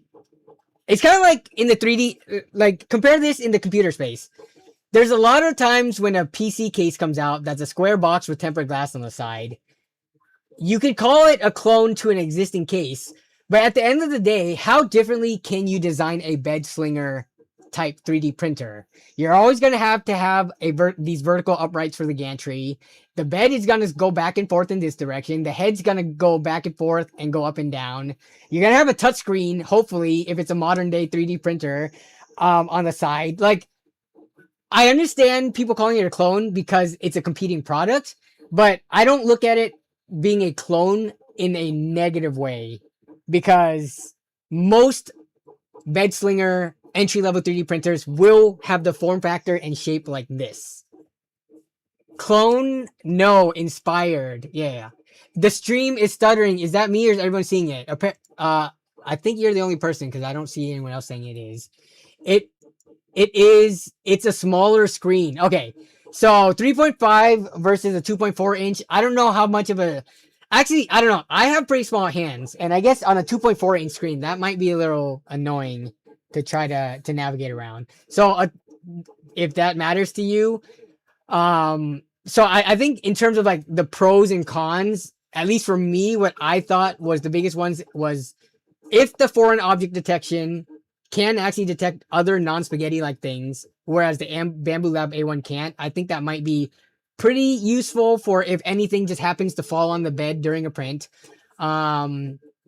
And the larger touchscreen for sure is welcomed because, you know, most people are a lot taller and bigger than me. So you guys probably have bigger, fatter sausage fingers. I have some pretty small raccoon hands. And I already mispressed stuff earlier. But yeah. Next 3D printing stream should be about network and virus security with 3D printers. They are a gateway for hackers. For the ones that require a network connection. So I haven't looked into it, but I don't know if I disconnect this from Wi-Fi.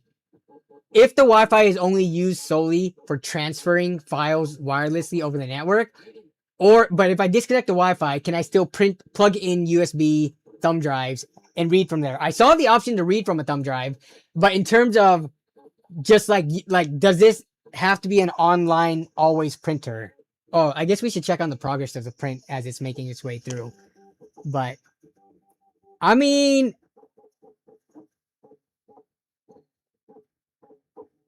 it's looking good so far.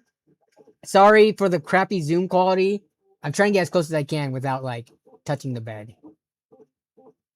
I'm not seeing any major problems yet. But it's going. It's chugging along.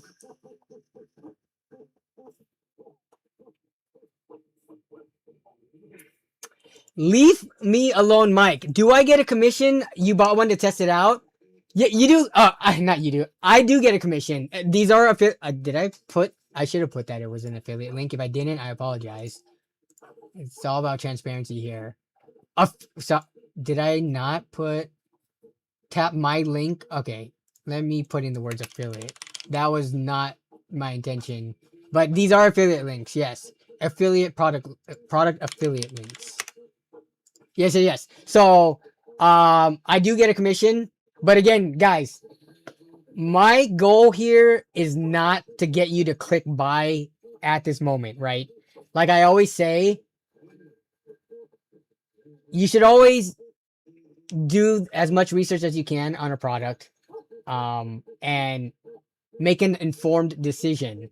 My goal with this stream, partnering with AliExpress and Anycubic, was to showcase a product, to live demonstrate unboxing it, setting it up, and starting a print to show how easy it is. But there's a lot that I probably won't cover in this stream, like more complicated prints, the multicolor aspect of it. So definitely go also do research if you are interested in this but are hesitant to pull the trigger. Now, some of you I know already pulled the trigger. I'm very grateful that you did use my affiliate link. Hopefully, you have as good and easy of an experience of setting this up as I did. But just doing my research on Anycubic, and there are other printers before this, and this one is very similar to the Kobra X, which a lot of people say very good things about. I don't have many doubts in my mind that this will also be a good printer, and I'm glad that it's been a smooth setup so far. Is this an ad? I mean, this stream is sponsored, so you could say it's an ad, but I feel like I've been pretty transparent and honest this whole stream with my thoughts on everything. And when something went wrong, I pointed it out, like when the black filament for some reason wasn't detected. It's not like I was trying to hide anything. I'm showing a real world use case experience of this, good or bad. If AliExpress agreed to letting the stream happen the way it was, even if there was the potential for something to go wrong, and there could have been. I could have set up this printer and it could have put out a crappy print. This would have happened live. I wouldn't have been able to edit that out or anything. And they were okay with it, right? So even though this is a paid or a sponsored stream and I am getting paid for it, I'm trying to do it in the most transparent way possible while still showing you guys a pretty interesting, maybe new product that you might be interested in. And, trying to do it in the most honest way possible. Do we know what the president of AliExpress looks like? I have not looked into that. Why does that matter? It may not be your motive, but it's working, lol. If I didn't have two already, I'd probably buy one. I'm glad to hear that. And hopefully, when AliExpress watches this stream, I don't know if they're watching right now. They might be lurking. Or if they watch it after the fact, they can read the chat and see that some people have already bought it and that I'm doing a pretty good job showcasing this printer. Because I was pretty stressed out doing this live on stream. Just because so many things could have gone wrong. I could have not been printing at all, and it could have been a fail stream. But it's going pretty well. My niece really wants me to buy one of her buy one to make her dragons. Oh man. So if people, for the people who don't know what we're talking about, for young children, these 3D printed dragons are like the most popular thing right now. You can 3D print these articulating dragons and they'll move. Like, let me look at videos. You can straight up print in place. Like, let's see. So, is this a time lapse? Yeah, so here's the time lapse. You print the dragon and you kind of have to snap some of the connections and stuff like that. But it pretty much prints in place. Yeah, so he's going through and snapping each of the joints. But you print it, and then you got this cool little dragon toy thingy. All printed in place. No assembly. It is print as is, and it has articulating joints, and it moves and stuff. And the kids love this stuff, right? These are cool toys to print and things like that. And I'm going to print one eventually with this printer. Probably not on stream, because I think this is a longer print. Just because being able to print something like this to this detail in place with the articulation kind of shows you how capable the printer is in terms of like the fine details. But yeah. I made a 3D fishing lure and caught a fish. 16 hours to print the dragons apparently. Then I won my A1 mini on YouTube, then loved it so much I got an A1. Lol, now I need a new printer, so I'll use your code. Awesome. It sounds like 3 or 4 of you guys have already bought or are thinking about buying the printers. Here's me crossing fingers like, oh, please don't, have bad experiences, because I don't believe they sent me like a specific, special model that they made sure was built better. I don't think I have like a pre-selected specific influencer sampler model. I think that's pretty much how the unboxing is gonna go. But let me know actually in the future streams once you get your product. Hopefully it can get there before the next week's stream, and maybe we can talk about it. I see. Oh, Pokemon prints. Lots of Pokemon prints. 3D printed Pokemon files.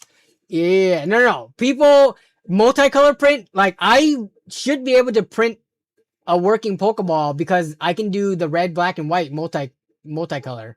So yeah, you can print a Pokemon chess set.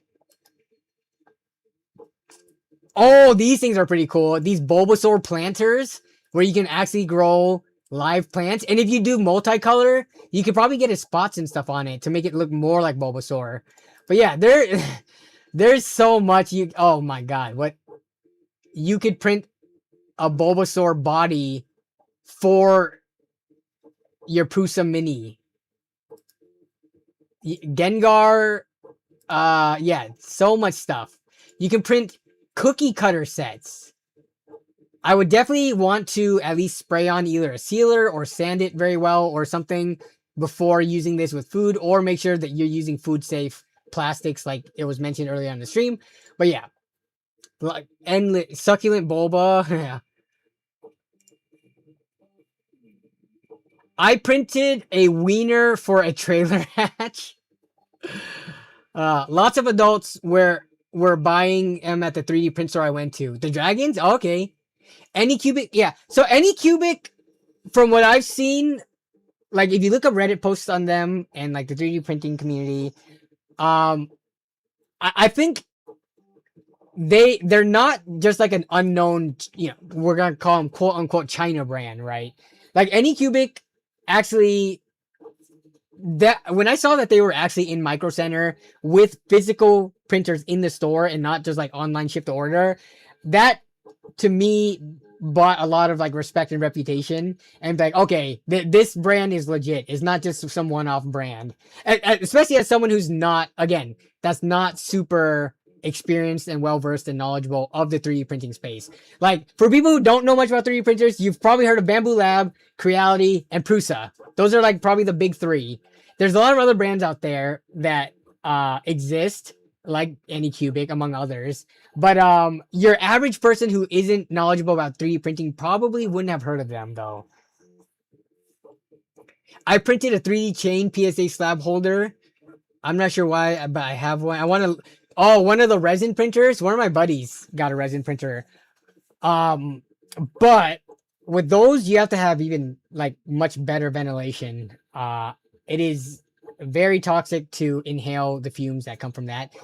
I need to look into even for PLA and PETG isn't like typically you want it to be in a pretty well ventilated space and you don't want to be sitting next to it the whole time it's printing because it is heating up plastic to 220 degrees. Are there any 3D printing materials for you guys who are more knowledgeable out there that is like completely non-toxic and like breathing in the fumes from the heated plastic is not a problem? I'm doing this now because I'm not going to be sitting next to the 3D printer while it's printing like all the time. For this stream, it's going to be pretty minimal exposure, so I'm okay with it, right? Like I probably take more damage going out into the sun with the UV rays. So I'm okay with the slight risk of sitting next to this while it's printing now. But in general, I'm going to have the 3D printer somewhere else in my studio, further away from where I sit if it's going to be printing long term. PLA is pretty safe. Once you start getting the ABS, etc., then you want to ventilate actively. Okay, good to know. Good to know. Oh, I've heard of bamboo, all right, especially with the current public outcry against them. Exactly. Sometimes you hear about them not because of the capabilities of their printers, but because of them messing up royally in the community. Nob, when can we see you do an IRL shop stream in China?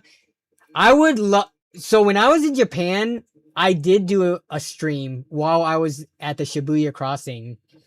Though I wasn't in any shops because I think in Japan they're a little bit more like in terms of the cultural norms and stuff like that.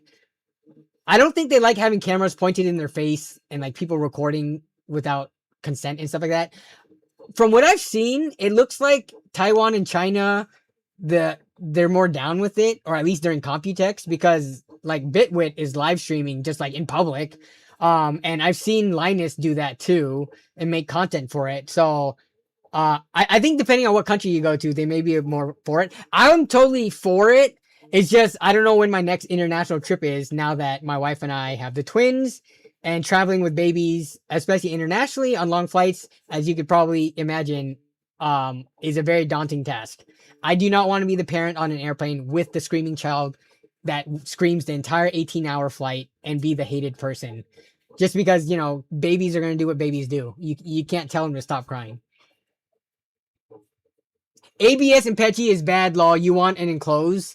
Yeah. So they do sell enclosures that you could, or you can just put I could flip a box onto it. But, yeah, they do make enclosures too. And they do have like all the brands of printers, Anycubic included, also have models of printers. Actually, let's take a look at them. So now that we know the Kobra 4 is on this smoking hot deal of $200, even less once you use a coupon code either in my description or on the AliExpress website. But let's look at Anycubic, the different models they have.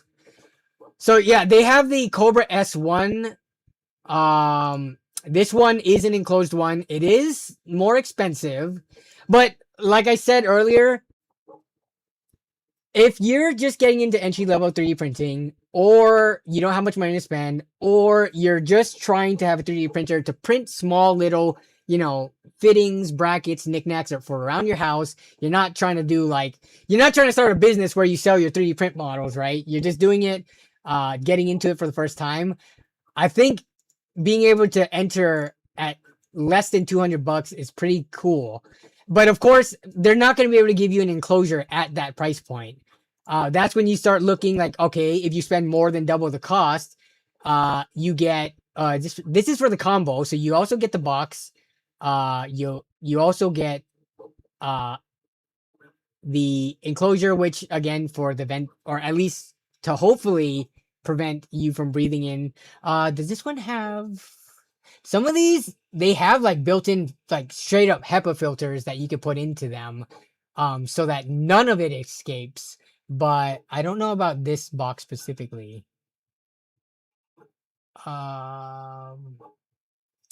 But yeah, all things to look out for. What other printers do they have? So S1, they do have a resin printer. So the liquid one that you guys were talking about before, starting at 146. Here's the Kobra 3, which is the previous model. This one is more expensive though. Also, some of the sellers on AliExpress, the third-party sellers. Yeah, this one's 600. Oh, this has a massive print volume. Okay, so it's much bigger. It goes up. It goes up to 500 millimeters. 500 by 420 by 420. Okay, so we're talking about like 1.5 to almost 2 times the print volume, or at least in any of the dimensions. A 3D printed enclosure. You can only. I mean, you can 3D print it, but then you have to put on plexiglass side panels if you want to look in. And if you don't care about looking in, like through a transparent side panel, then at that point, just flip over a cardboard box. An enclosure is nice. Yeah, yeah. I think I'm gonna keep using this printer. We have 14 minutes left. Did this actually take 40 something minutes? And again, there might be other benchy models that are quicker. I don't know the complete details of the preset one that they had in here. This one might have been like a more heavier infill one, because the print speed didn't seem like it was abnormally slow, but we're getting there. It says there is 13 minutes left to the print.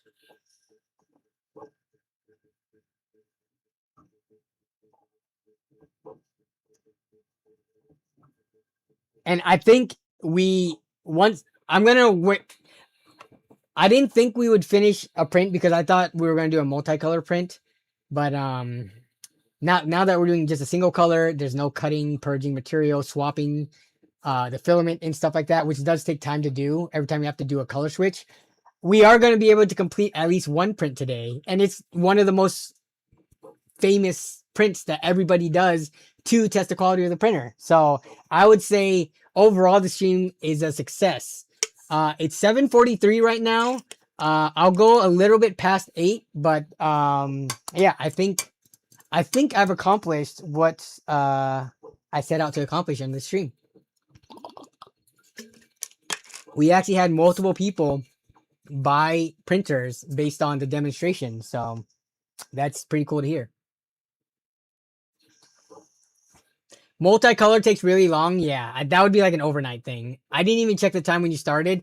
You guys can check. Actually, maybe I can check. Okay, I do have a live stream going. So let me reload. I'm checking it right now.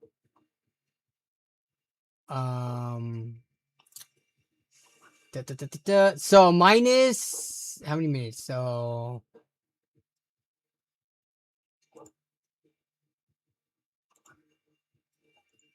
I started this roughly. If you go to like minus, yeah, about 32 minutes ago, it looks like, is when I started it by rewinding the stream. So, and we are getting to the final last parts of it. All the uprights are there. Now it's just going to close off the top. But the estimation was correct. Yeah. Yeah. So there is a thing about filament waste when you do multicolor. It depends on what you do. For the ones that have the multicolor built into every layer, yeah, you're going to be swapping per layer. Lots of filament waste. But there are ways to design things like coasters or images where you do full one color print per layer. Let me see if I can find it. Like a 3D print coaster multicolor. So like, let me try to find an example. Oh, whoops, wrong one. Wrong browser.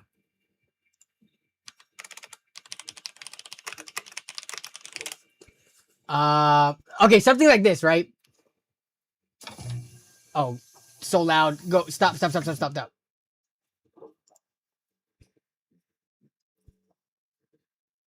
So like this Starbucks coaster, you see it? if you do multicolor like this, you could have almost zero waste, because what you do is you print that base white layer, that's base circle first, and then you print the raised black or whatever color afterwards. So you're not constantly switching colors. Now, it only really works for flat images. Like I've seen like people do multiple flat images like this, where it's only like 2 or 3 colors, and they separate the layers so that they're not intermixing them multiple colors per layer. But for anything else, yeah, you're gonna have filament waste, unfortunately. Does your code work outside the? I'm actually not sure. Can you test it? Obviously, like if it doesn't work, then no pressure. Like don't buy the printer. But even if my code doesn't work, you can use whatever generic AliExpress code too. But can you try it?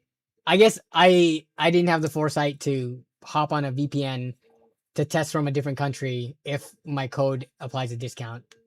I really wanted a tool changer for my second one, but didn't want to drop 1K.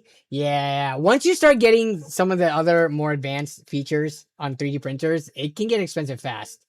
Like I feel like for the majority of people, like people just want to print little knickknacks, fidget toys, little dragon toys for their and for me, like I just want to print very useful stuff like this that like doesn't require the most advanced 3D printer in the world. As long as it works, and now I'm going to have the multicolor functionality of it, I'm happy. Like maybe now that I'm going to get more into 3D printing with a functioning printer that I don't have to bang my head against the wall to use, I might start going down the rabbit hole. I never had with my Creality Ender 5 Pro, I never had the ability to go down the rabbit hole because of how many frustrations I had with it and due to my limited time. But now that I can actually get more prints off and stuff, maybe I might end up getting another printer with like a bigger print volume with an enclosed box, all of that. But for now, I think a printer like this, as entry level of a price as it is, as easy as this is set up, for first time, like people getting into 3D printing who are interested in it. I don't know, like for you guys who do shop 3D printers and just know the space more, are there any other ones that come in about this price point that has the features that this has, that is this easy to set up? Because even though this is an Anycubic stream, I want the, other people in the stream to have the most knowledge if they are going to pull the trigger on any 3D printer. If there's a better option for under $200, then I'd love to hear it so I can look into it as well. But yeah. Are you familiar with adding supports to larger prints? There's 2 kinds, regular and tree. Tree takes longer, but less to clean up. Yeah, I've messed around with those types of supports before. And it's so nice that a lot of the slicer programs just like, they can calculate what the supports you need is. I have printed using both before. But let me show you some of the other prints I've done that don't look as great with my Ender 5 Pro.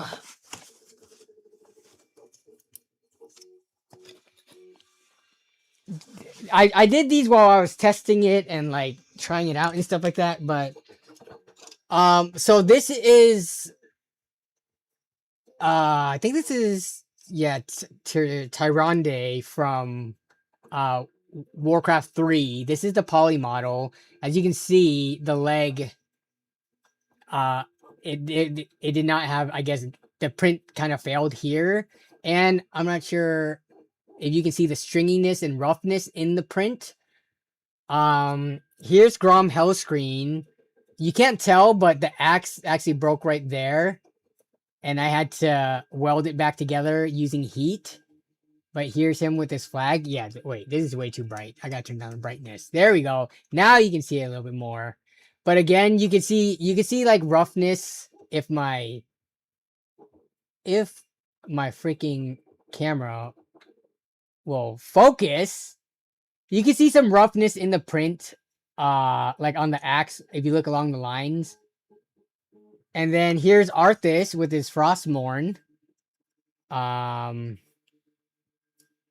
There's a little bit of stringiness. You probably can't see it, but there's stringiness coming out of his face and stuff like that. And this one, I believe it failed at the arm, and I had to. You can see that weld line, like, so. These are the ones that succeeded.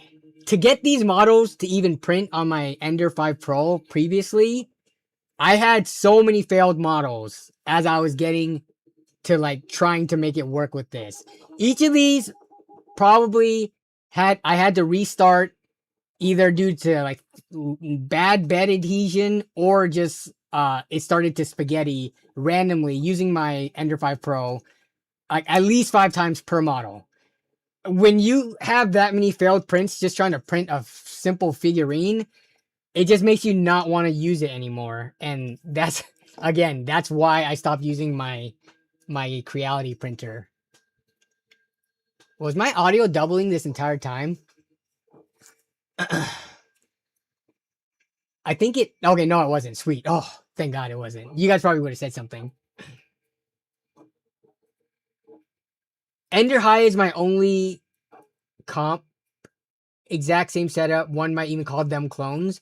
What does the Ender High go for? Is it like a $200 to $300 printer? Oh, I think it's done. Oh no, it's almost done. So let's take a look at this. Creality Ender High. Multicolor 3D printer. I mean, it probably goes on sale, but the base price says $470. Creality, here we go. $279. So I would say that's pretty comparable in price. It's more expensive, obviously, but it's probably really hard to get these printers below $200. And right now, the AliExpress sale is what's making the Kobra 4 even extra crazy. Being the $200 price point is already super competitive, but for them to even give a discount below that, it's pretty nuts. But yeah, so this one under $300, yeah, I would say. Again, look, we're talking about clones, right? We've got the touchscreen right there. It's a bed slinger. It's got the uprights. Yeah, it looks like a similar design.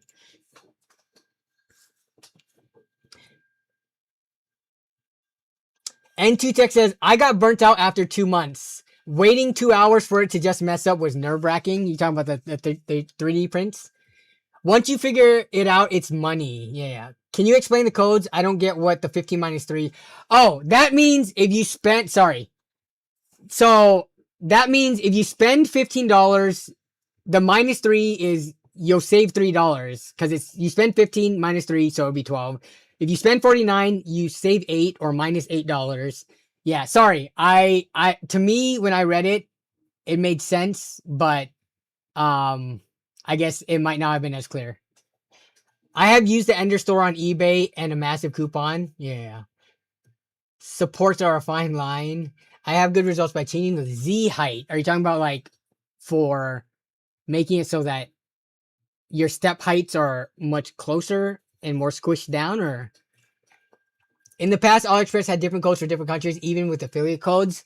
Okay, gotcha. I wasn't aware of that because anytime I've ever shopped on AliExpress, I've only ever used codes from the US. So, thanks for bringing that up. But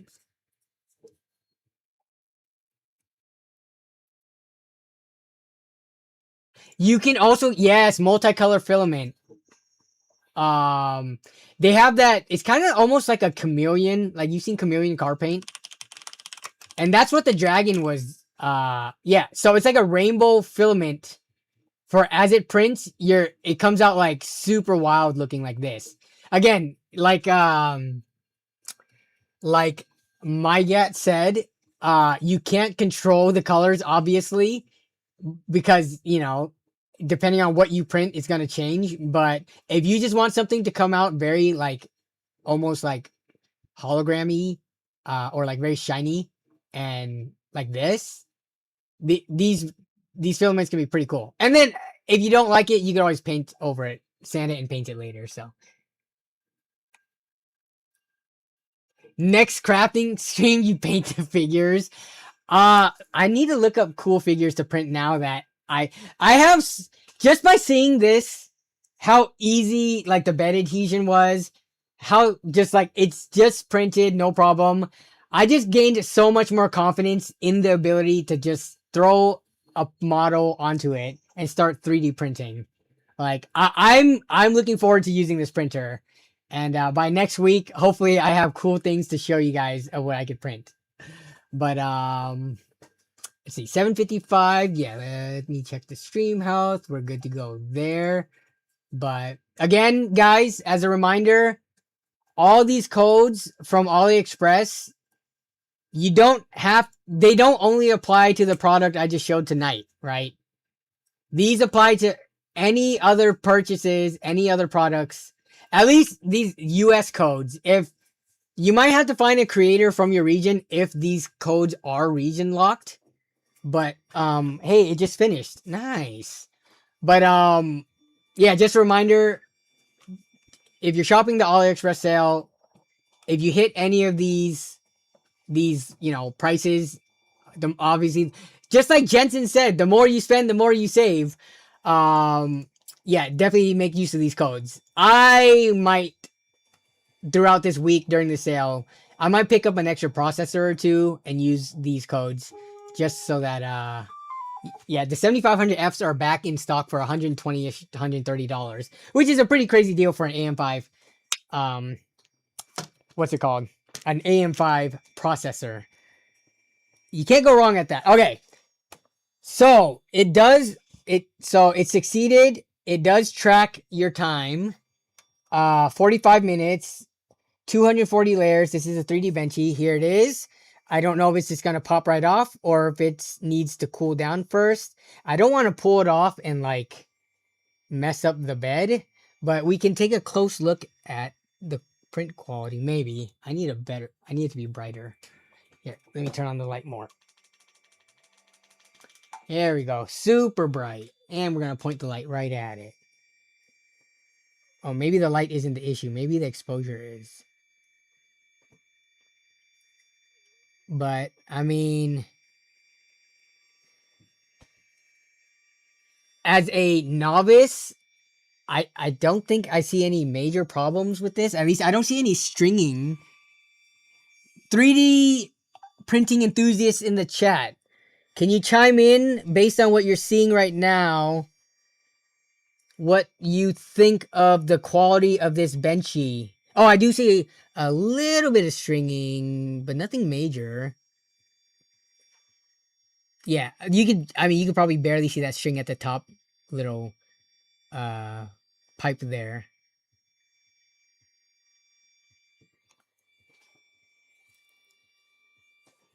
Let's see what we got. Looks good. Solid looks good. That is very clean. No lines, little stringing. Looks nice. Okay, so people are chiming in with more experience than I have, is saying it looks good. Let's see. Yes, you can bend this. Let me see. And this should be magnetic. So I guess yeah, we'll pop it off. Sorry, I'm used to, so I use a glass bed, and the glass bed's a little bit frustrating because you can't bend glass. So sometimes I've had prints stick really badly to the glass, and the best way to get it to unstick is to stick it in the freezer or the fridge so that it I guess it what's the opposite of expansion? I want to say constricts, but it shrinks. Yeah. Okay. Yeah. So we should be able to bend this, and it pops right off. Oh, there it is. Okay. Well, I just dropped it. And then this goes right back on. Sweet. All right. Here it is. If I can get out of the way. Here, actually, let me use my phone better now that we have it off. Here we go. This should be way better visual quality of the print.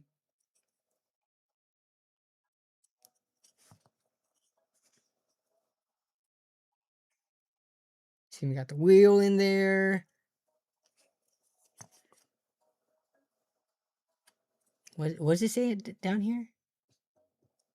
CT3D XYZ. It's kind of hard to see what text they tried to print on the bottom there, but I'm trying to get as close-up shots as this phone can pick up. But yeah. Will this thing float? That's a good question. I have no idea.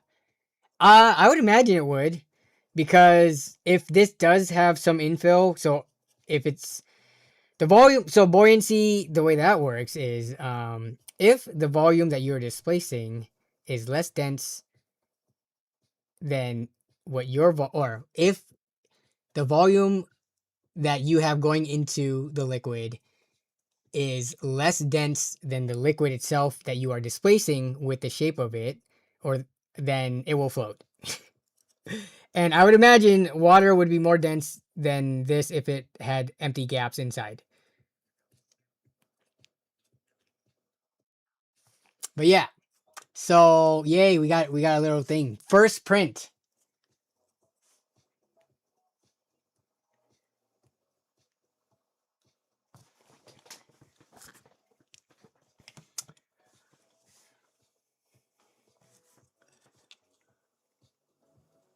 They do not float upright. Yeah, I can see that kind of being an issue. There does seem to be like a kind of center of gravity issue, or you have your, I guess because of this thing so tall, the center of gravity, you want it to be as close to the bottom as possible, but this thing is kind of tall, so it probably would lean or tip over, especially since the water is not going to be completely smooth. Uh, but yeah, there we have it. It is 8 p.m. right now, so let me make sure I hit on all the marks that I need to. I'm pretty sure I did with regards to the requests from my sponsors. Wrapping up. Okay, so we've already talked about the codes and links again. And this is going to become a VOD for people to watch after the fact. Thank you for all the people who did decide to use my affiliate code and to pick up a printer tonight.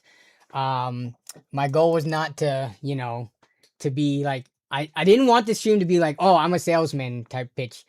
I told you my story about 3D printing. I was genuinely excited to get a 3D printer that just works. And as we just saw, this thing does. So let the printing begin. Again, I think the sale runs until, how long does the sale run from? Let me reiterate that. So I think you guys do have some time. Yeah, it runs. So today's June 2nd. The sale started yesterday, June 1st.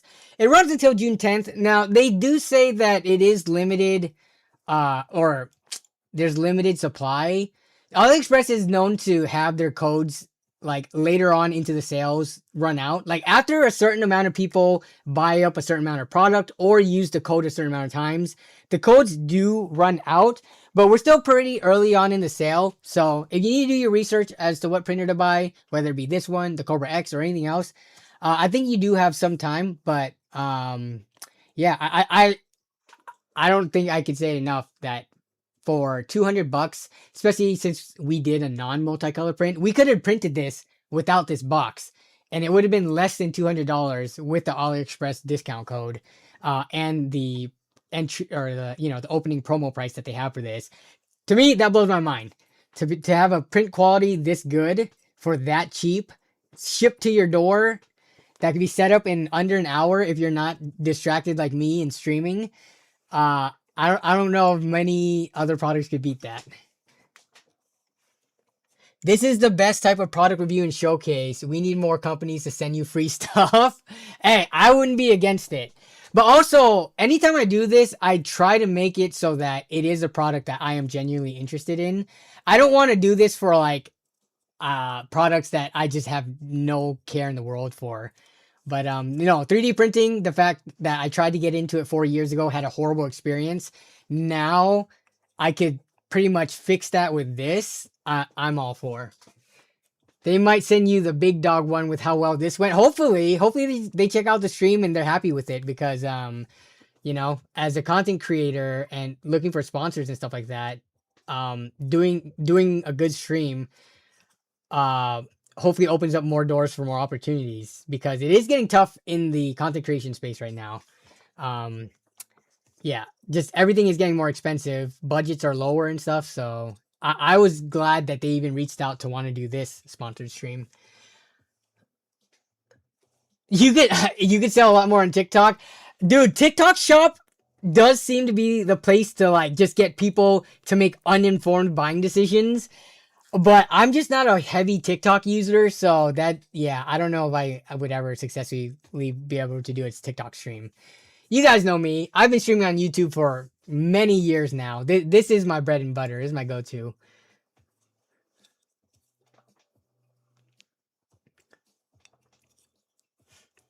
Now 10 times the print. Okay, I don't know if you, so with the slicers here, we can take a look at the slicer real quick. Browser scene. Let me see.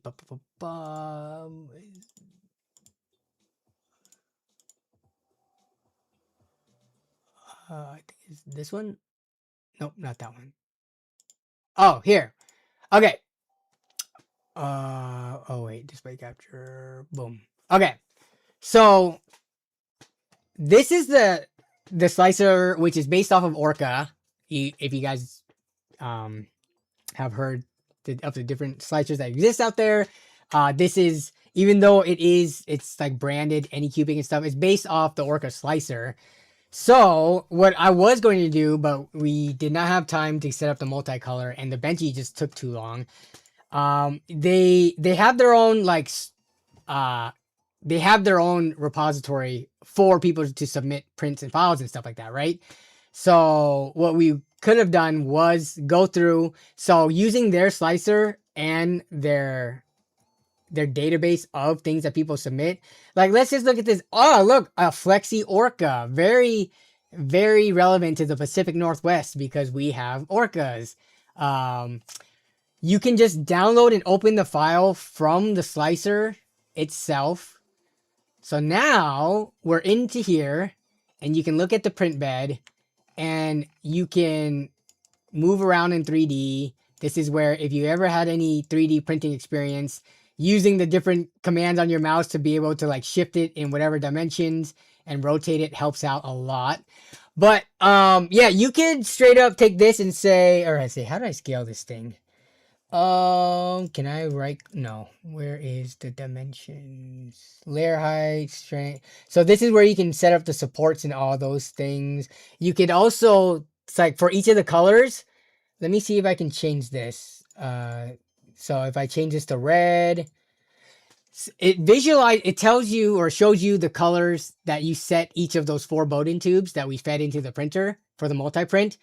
You could visualize each of them here on the print itself before you print for the multicolor stuff. But let's see, layer height.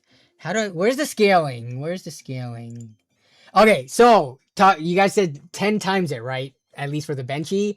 You can, so this is going to set it to uniform scale. You can either set specific dimensions. So this is all in millimeters. Let's say you need it to be 50 millimeters as the longest dimension. You can set to 50 here. It'll automatically scale it. That scaled it down because it started at 70 millimeters. But, so this scaled it down to 68%. It's probably kind of hard for you guys to read on the screen unless you're on full screen. But let's say I wanted to do it at like 300% scale. You could just set the scaler and then see, like, does it fit on the build plate? Yes, it does. If I move it outside, you can see how it shades off the area that is not on the build plate. So there's different slicers that you can use. It's nice that Anycubic has their own based on Orca. That just works well with their own printer. On the side here, you can go through, you can set your layer heights. Let me move out of the way. This is where, if you wanted to start finicking with specific parameters of the print, you can set the strength of the infill, the walls, stuff like that, how strong you want the print to be. You can set up the support, tree versus normal on the pull down. So it gives you all of this, but I think if you wanted to just use the default settings and just print off without touching anything, you can just do that too. All here, you could get your files, prepare it on the plate, and then wirelessly send it over to the printer. So yeah. You could also use whatever slicer you want as well, and just put the file onto a thumb drive, stick it in the printer, and read it from the thumb drive. So you don't have to use Anycubics if you are a seasoned 3D, printer enthusiast and you have your own slicer that you like to use. You could also export the STL file, pull it into the Anycubic one, so then you could wirelessly transmit it. Multiple ways to go about it. The bamboo slicer is based on this. Yeah, wirelessly sending prints is one of my favorite things about modern printers. Walking over to it with a thumb drive, that's what I had to do with the Creality Ender 5 Pro. There was no wireless capability. And yeah, I'm excited to be able to do that as well. But I'm glad to see other people in chat like talking about a feature like that, saying that it is a game changer and huge. So, are you going to be back on tomorrow night? Okay, yep. So, I have met all my commitments for the sponsor, so we are good to go. We have been streaming for 3 hours, 11 minutes. I'm going to have to get going soon, but a couple of things. Again, description for if you guys want to shop AliExpress. Sale goes on till June 10th. Use the codes. It helps me out. It helps the sponsor know that people are actively watching the stream, using the codes that I have. They're like, hey, he's worth sponsoring. But aside from that, I will be streaming same time tomorrow, 5 p.m. And we're going to be talking Computex. Because Computex goes on for a couple more days. But I feel like most of the major announcements have already been said. So we're going to be talking about 5800 X3D and their ridiculous $350 release pricing or re-release pricing. We'll be talking about 9070 GRE. I saw people asking about that in stream tonight. We'll be talking about some cool cases like the one from Fantex, as well as Corsair just dropped a really cool case. We'll be taking a look at that one, as well as anything else you guys want to talk about. Come to tomorrow's stream ready with topics, with links for the stream submissions channel in the Discord server. We are going to be focused 100% on Computex and what's coming out of that tomorrow. But yeah, for the next few minutes, I'm just going to keep on reading chat, getting caught up before we end the stream. Make them from TPE and people will go crazy like a fidget squishy. So this printer is able to do TPU 95A specifically, because I guess they come in different durometers. So 95A, at least when it comes to longboarding wheels and roller skating wheels, that's kind of like the harder urethanes. But I think I'm going to have to pick myself up I want to print TPU stuff. I want to print some Crocs just for fun. I want to print just like that airless basketball, or at least a mini version of it. Yeah, I want to see. I've never ever printed with TPU before, but the ability to print things like phone cases, things that are kind of like more squishy and flexible, that has me excited.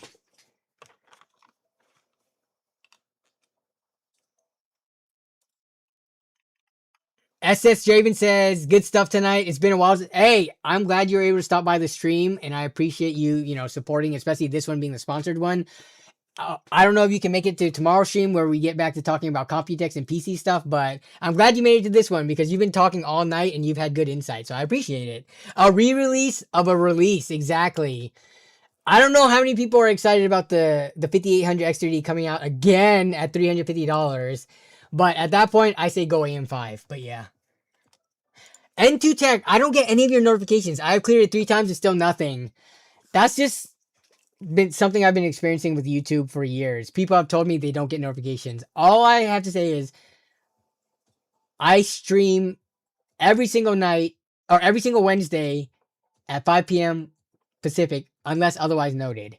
But if you're not getting notifications about me canceling a stream, I don't know. I haven't canceled many streams in the last 4 years. I think I've canceled 2 to 3 streams in total in the last 4 years of streaming. And that was because of family emergencies or Melissa being pregnant and giving birth. But other than that, I've been pretty consistent. So you know when to catch me. But with regards to when my videos drop and you don't get notifications, that kind of sucks because I work very hard on my videos. Like the latest video, it was like a 1-hour video that took forever to edit, but it was a really fun one. So if you guys haven't seen that yet, definitely go check it out. It was a PC build in one of the worst cases I've built in or had the experience of building with somebody in recent years. And I kind of hate the way it looks too, so that doesn't help out. I just dropped the benchy. Oh, there it is. This was awesome tonight, Danny. Thank you for finally helping me decide on one of these contraptions. Gonna have a great time. And yeah, and be sure to check back in and let me know how it goes as you progress, with it. I'm curious to hear. We are going through this 3D printing journey together. I'm considering this me starting over.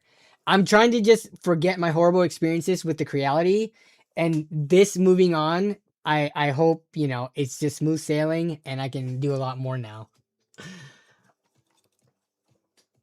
My Gat says, I have a Thermaltake tower case. I like the vertical GPU implementation. Did you find that the clearance on the side, either where the AIO is or the AIO goes where the CPU connector is, and then where the HD audio and stuff, that's where the fans were? I don't think my mentor chose extra thick fans, but the fact that there was that much like overlap and like barely any room to put the fans on once like the USB 3 cable and stuff was on there, I'm just thinking like, why is a case this big have so much clearance issues and so many problems that you can work around them? Like, we worked through it, we got the build done, but for how heavy and big the case is, I don't think it would have hurt to add an extra couple of millimeters of clearance to both sides of the motherboard tray just to make it like the AIO was hitting the CPU when we spun it up. The CPU power connectors, there was like barely any clearance there, and then the fan thing, and then we just got a bad tolerance model because the GPU couldn't even slot into the PCI Express times 16 slot at all without us drilling new holes. So we had a particularly bad experience with it, but it was bad enough. Even if there wasn't a tolerance issue, that case, like, are you seriously opening up the top, undoing the two thumb screws to remove the fan bracket anytime you want to plug in a USB port or a display cable? Oh man, I lost it. Like, all those small things compounding together just made me hate the case so much. But I understand why people like the case, right? It is a unique looking case. It's got like a vertical GPU mount and it looks like a 3D printer. The color was nice, but it's just not my cup of tea. Night, high five the girls for me. Will do, NT Tech. You have a good night. What do you think about the Anycubic S1 Max? Well, I think that if you have more money to spend and you're looking for an enclosure specific 3D printer, you kind of, and you want to stick with Anycubic, you kind of go with that one, right? Because the Cobra 4 does not have one, and I don't think there's just a quick, easy box that fits it well. They make 3D printer enclosures that are universal, but they're just glorified. Like, here, I'll show you what they look like.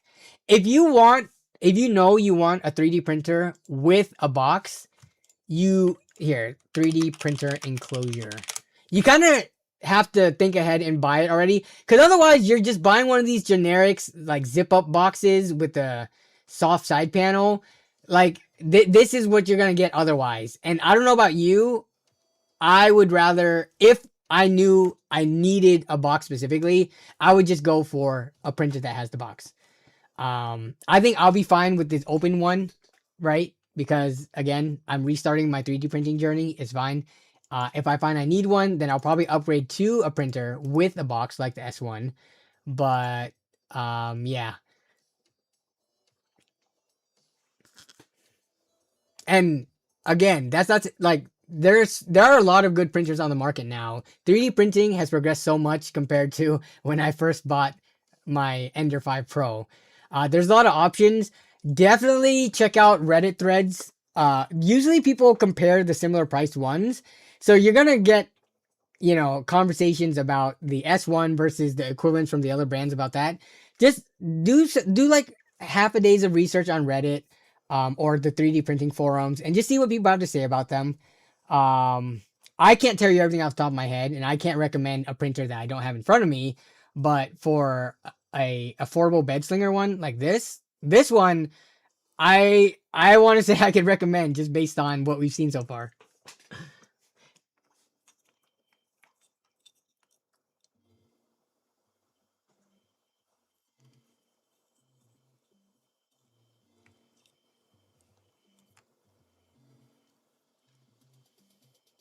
You can get a bigger printer bed for cheaper if you use an open style one with an inexpensive zipper style enclosure. Good to know. Good to know. You have a 3090 in your tower Thermaltake tower case with the 280 AIO. Okay. The AIO we chose for the build was also the Liquid Freezer 3, which happens to be extra thick compared to the average radiator. So that didn't help with the clearance issues. But even that aside, on the opposite side, where only the fans were mounted without the printer. Also, the fact that the magnetic fans were also Thermaltake branded did not help the fact that we were having so much annoyances with the Thermaltake case. When his magnetic fans were not making contact, even though he was pushing them together like crazy, it was just like, how do we have the worst luck for all the products stacked on top of us? But yeah.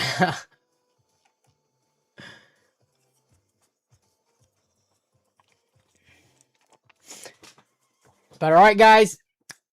Thank you for being here. I know this stream was not PC hardware centric, but you guys kept the chat going all night. You guys had good insight. We talked about 3D printing from, a novice level, beginner level, to some of you out there with much more experience with different printers.